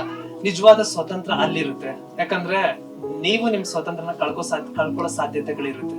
ಅದಕ್ಕೆ ನಾನು ಹೇಳದ್ನಲ್ಲ, ಇಜ್ಜೋಡಾಗಕ್ ಹೋಗ್ಬೇಡಿ, ಮತ್ತೆ ಸುಮ್ನೆ ಈ ವಿಚಾರದಲ್ಲಿ ಆಟ ಆಡುವಂತವ್ರು ಆಗ್ಬೇಡಿ, ಆಯ್ತಾ? ಮತ್ತೆ ಹೇಳ್ತಿದ್ದೀನಲ್ಲ, ನಿಮ್ಮ ಪರಿಶುದ್ಧತೆನ ಕಾಪಾಡ್ಕೊಳ್ಳಿ. ಆದ್ರೆ ಇನ್ನೊಂದು ಟಿಪ್ಸ್ ಕೊಡ್ತೀನಿ, ಏನಂತ ಅಂದ್ರೆ, ನಿಮ್ ಮನ್ಸಲ್ಲಿ ಏನಾದ್ರು ಇರ್ತೀರಿ ಏನೋ ಶಾರೀರಿಕವಾಗಿರೋ, ಈಗ ನಾನು ನಿಮ್ಗೆ ಕೇಳ್ತೀನಿ, ಹಾಗಾದ್ರೆ ಏನು ಅವ್ನು ಓಡೋದ್ನಲ್ಲ, ಯಾರು ಯೋಸೆಫ್ ಓಡೋದ್ನಲ್ಲ, ಹಾಗಾದ್ರೆ ಅವ್ನಿಗೆ ಏನು ಸೆಕ್ಷುವಲ್ ಡಿಸೈರ್ ಅನ್ನೋದೇ ಇರ್ಲಿಲ್ವಾ ಅಂತ? ಇತ್ತು, ಯಾಕಂದ್ರೆ ಮದ್ವೆ ಆಗಿ ಮಕ್ಕಳು ಕೂಡ ಆಗಿತ್ತು, ಹೌದಾ ಇಲ್ವಾ? ನಿಮ್ಗೆ ಏನಾದ್ರು ಈ ತರ ಸೆಕ್ಷುವಲ್ ಡಿಸೈರ್ ಬಂದ್ರೆ ನಾನು ಕೊಡೋಂತ ಟಿಪ್ಸ್ ಏನು ಅಂತ ಅಂದ್ರೆ, ಆ ಸಮಯದಲ್ಲಿ ಆಯ್ತಾ ಒಂದ್ ಪ್ರಾರ್ಥನೆ ಮಾಡ್ಕೊಡಿ. ಏನಂತ ಪ್ರಾರ್ಥನೆ ಮಾಡ್ಕೊಡಿ ಅಂದ್ರೆ, ಕರ್ತನೆ ನೀನ್ ನನಗಿಟ್ಟಿರುವಂತ ಹುಡುಗಿ ಯಾರಾಗಿರ್ತಾಳೋ, ನೀನ್ ನನಗೆ ಇಟ್ಟಿರುವಂತ ಹುಡುಗ ಯಾರಾಗಿರ್ತಾನೋ ಅವನನ್ನ ಆಶ್ವಾಸು, ಅವನು ಪರಿಶುದ್ಧವಾಗಿರೋ ತರ ಕಾಪಾಡು, ಅವಳು ಪರಿಶುದ್ಧವಾಗಿ ಇರೋ ತರ ಕಾಪಾಡು, ನನ್ನನ್ನೇ ಬಂದು ಸೇರ್ಕೊಳ್ಳೋದಕ್ಕೆ ನೀನ್ ಸಹಾಯ ಮಾಡು, ಆಯ್ತಾ? ನೀವು ನಿಮ್ಮ ಮುಂದೆ ಬರುವಂತ ಹುಡುಗಿಗೆ, ನಿಮ್ ಮುಂದೆ ಬರುವಂತ ಹುಡುಗನಿಗೆ ಒಪ್ಪಿಸ್ಕೊಡಿ. ನಿಮ್ಮಲ್ಲಿ ಬರುವಂತ ಎಲ್ಲ ಆಸೆ ಏನು ಅಂತ ಅಂದ್ರೆ, ನೀನ್ ಮುಂದೆ ಬರುವಂತ, ನಿನ್ ಮುಂದೆ ಸೇರ್ಕೊಳ್ಳೋ ಅಂತ ನಿನ್ನ, ಆಯ್ತಾ? ನಾನು ಬೆಟರ್ ಹಾಫ್ ಅಂತ ಹೇಳಲ್ಲ, ಅವಳು ಕೂಡ 100%, ನೀನು ಕೂಡ 100%. ಅವಳು ನಿನ್ನ ಅರ್ಧಾಂಗಿ ಅಂತ ಲೋಕ ಹೇಳುತ್ತೆ, ನಾನು ಆತರ ಹೇಳಲ್ಲ. ಅವಳು ಪೂರ್ಣಾಂಗಿನೇ, ನೀನು ಕೂಡ ಪೂರ್ಣಾಂಗಿನೇ. ಇಬ್ರು ಸೇರ್ಕೊಳ್ತೀರಾ ಕರ್ತನಲ್ಲಿ, ಆಯ್ತಾ? ನೀವ್ ಅದನ್ನ ನೀವು ಪ್ರಾರ್ಥನೆ ಮಾಡೋದಕ್ಕೋಸ್ಕರ ನಿಮ್ಮ ಒಳಗಡೆ ಬರುತ್ತೆ ಅಂತ. ಅದು ಬಿಟ್ಟು ನೀವೇನಾದ್ರು ಬೇರೆ ತರ ಟೆಂಪ್ಟೇಷನ್ ಕಡೆಗೆ ಬಿದ್ರೆ, ಆಯ್ತಾ, ನಾನು ಹೇಳದ್ನಲ್ಲ, ನೀವು ನರಕಕ್ಕೆ ಹೋಗುವಂತ ಸಾಧ್ಯತೆಗಳು ನಿಮ್ಮಲ್ಲೇ ಇರುತ್ತೆ, ಆಯ್ಕೆ ಸ್ವರ್ಗಕ್ಕೆ ಹೋಗುವಂತ ಆಯ್ಕೆ ನಿಮ್ದೇ ಆಗಿರುತ್ತೆ. ಇವತ್ತು ನಿಜವಾದ ಸ್ವತಂತ್ರ ಹೊಂದ್ಕೊಳ್ಳೋಂತದೇ ಆಗ್ಬೇಕು. ಇವತ್ತು ಈ ಕ್ಷೇತ್ರದಲ್ಲಿ ನಿಮ್ಗೆ ಹೋರಾಟ ಇರೋದೇ ಆದ್ರೆ ಅದು ನೀವು ಗೆಲ್ಲುವಂತದೇ ಆಗ್ಬೇಕು. ನೀವು ಶಸ್ತ್ರಗಳನ್ನ ಇಟ್ಕೊಂಡು ಉಪಯೋಗಿಸಕ್ಕೆ ಬರ್ದೇ ಇರುವಂತ ಮೂರ್ಖರಾಗ್ಬಾರ್ದು. ಶಸ್ತ್ರಾಸ್ತ್ರಗಳನ್ನ ಉಪಯೋಗಿಸ್ಕೊಳ್ಳುವಂತ ಜ್ಞಾನ ಉಳ್ಳಂತ ವ್ಯಕ್ತಿ ನೀವಾಗಿ ಯುದ್ಧಕ್ಕೆ ಅಂತ ನಿಂತ್ಕೊಳ್ತೀರಾ, ನಿಮ್ ಕೈಯಲ್ಲಿ ಏನೋ ಗನ್ನೋ ಅಥವಾ ಏನೋ ಒಂದು ಕೊಟ್ಟಿರ್ತಾರೆ ಯುದ್ಧ ಮಾಡೋದಕ್ಕೆ ಆಯುಧಗಳು, ಅದು ಉಪಯೋಗಿಸಿಗೆ ಬರ್ಲಿಲ್ಲ ಅಂದ್ರೆ ಗೆಲ್ತೀರಾ? ಖಂಡಿತ ಗೆಲ್ಲಲ್ಲ. ಹಂಗಿರ್ಬಾರ್ದು. ನೀವ್ ಅದನ್ನ ತಿಳ್ಕೊಂಡಿರ್ಬೇಕು, ಅದನ್ನ ಹೇಗೆ ಆಪರೇಟ್ ಮಾಡ್ಬೇಕು ಅಂತ. ಅದಕ್ಕೆ ಸತ್ಯವೇದ ಹೇಳುತ್ತೆ, ನಿಮ್ಗೆ ಏನ್ ಕೊಟ್ಟಿದಾರಂತೆ, ದೇವರು ಸರ್ವಾಯುಧಗಳನ್ನ ಕೊಟ್ಟಿದ್ದಾರೆ ಅಂತ, ಅದನ್ನ ತರಿಸ್ಕೊಳ್ಳೋರಾಗಿರಿ, ಆಯ್ತಾ? ಪ್ರಾಣದ ಭಾಗ ನಾನು ಏನ್ ಹೇಳಿದ್ನೋ ಅದನ್ನ ಗಮನ ಕೊಡಿ, ಅದನ್ನ ತಿಳ್ಕೊಡಿ. ಇದನ್ನ ಆಚೆ ಬರೋದಕ್ಕೆ ನೀವು ಮಾಡ್ಬೇಕು ಅಂತ ಮುಖ್ಯವಾಗಿ ಕಡೆದಾಗ ಯಾವ್ದು ಅಂತಂದ್ರೆ, ಒಂದು ಪ್ರಾರ್ಥನೆ, ಒಂದು ವಾಕ್ಯ. ಅದು ಯಾವ ಮಟ್ಟದಲ್ಲಿ ಹೋಗ್ಬೇಕು ಅಂತಂದ್ರೆ, ನಿನ್ನ ನುಡಿಗಳನ್ನ ನಾನು ಹೃದಯದಲ್ಲಿ ಬಚ್ಚಿಟ್ಕೊಂಡಿದ್ದೀನಿ ಅಂತ ಕೀರ್ತನೆಗಾರ ಹೇಳ್ತಾನೆ. ಎಲ್ಲರೂ ಇಟ್ಕೊಂಡಿದ್ದೀರಾ, ಮನ್ಸಲ್ಲಿ ಇಟ್ಕೊಂಡಿದ್ದೀರಾ. ನಾನು ಹೇಳಿದ್ನಲ್ಲ, ಇದು ಕಾನ್ಶಿಯಸ್ ಮೈಂಡ್, ಆಯ್ತಾ? ಇನ್ನೊಂದಿದೆ ಸಬ್ ಕಾನ್ಶಿಯಸ್, ಉಪಪ್ರಜ್ಞೆ ಅಂತ ಇದೆ, ಅದು ನಮ್ಮ ಹೃದಯ. ಅದು ರಿಪೀಟೆಡ್ ಆಗಿ ತಗೊಂಡ್ರೆ ಮಾತ್ರ ಅಲ್ಲಿ ಒಳಗಡೆ ಹೋಗುತ್ತೆ. ಅದಕ್ಕೆ ಅನುದಿನನೂ ಪ್ರಾರ್ಥನೆ ಮಾಡು ಅಂತ ಹೇಳುತ್ತಾ ಇಲ್ವಾ? ಯಾವತ್ತೋ ಒಂದ್ ದಿವಸ ಪ್ರಾರ್ಥನೆ ಮಾಡು ಅಂತ ಹೇಳುತ್ತಾ? ಯಾವತ್ತೋ ಒಂದ್ ದಿವಸ ವಾಕ್ಯ ಓದು ಅಂತ ಹೇಳುತ್ತಾ? ಇಲ್ಲ. ಯಾಕೆ ಅಂದ್ರೆ ಅನುದಿನ ನೀವು ಮಾಡ್ತಾ ಅದು ಎಲ್ಲಿ ಹೋಗ್ಬೇಕು? ಮನ್ಸ್ಗಲ್ಲ, ಹೃದಯಕ್ಕೆ. ಯಾವಾಗ ಅಲ್ಲಿ ಹೋಗುತ್ತೋ ಅಲ್ಲಿ ನಿಮ್ಗೆ ನಿಜವಾದ ಉಜ್ಜೀವನ, ಅಲ್ಲಿ ನಿಜವಾದ ಬಿಡುಗಡೆ. Amen, hallelujah, praise the Lord. ಹಾಗಾದ್ರೆ ಬರ್ಲಿ, ಅರ್ಥ ಆಗಿದ್ರೆ ಜೋರಾಗಿ ಕರ್ತನಿಗೆ ಒಂದು ಚಪ್ಪಾಳೆ.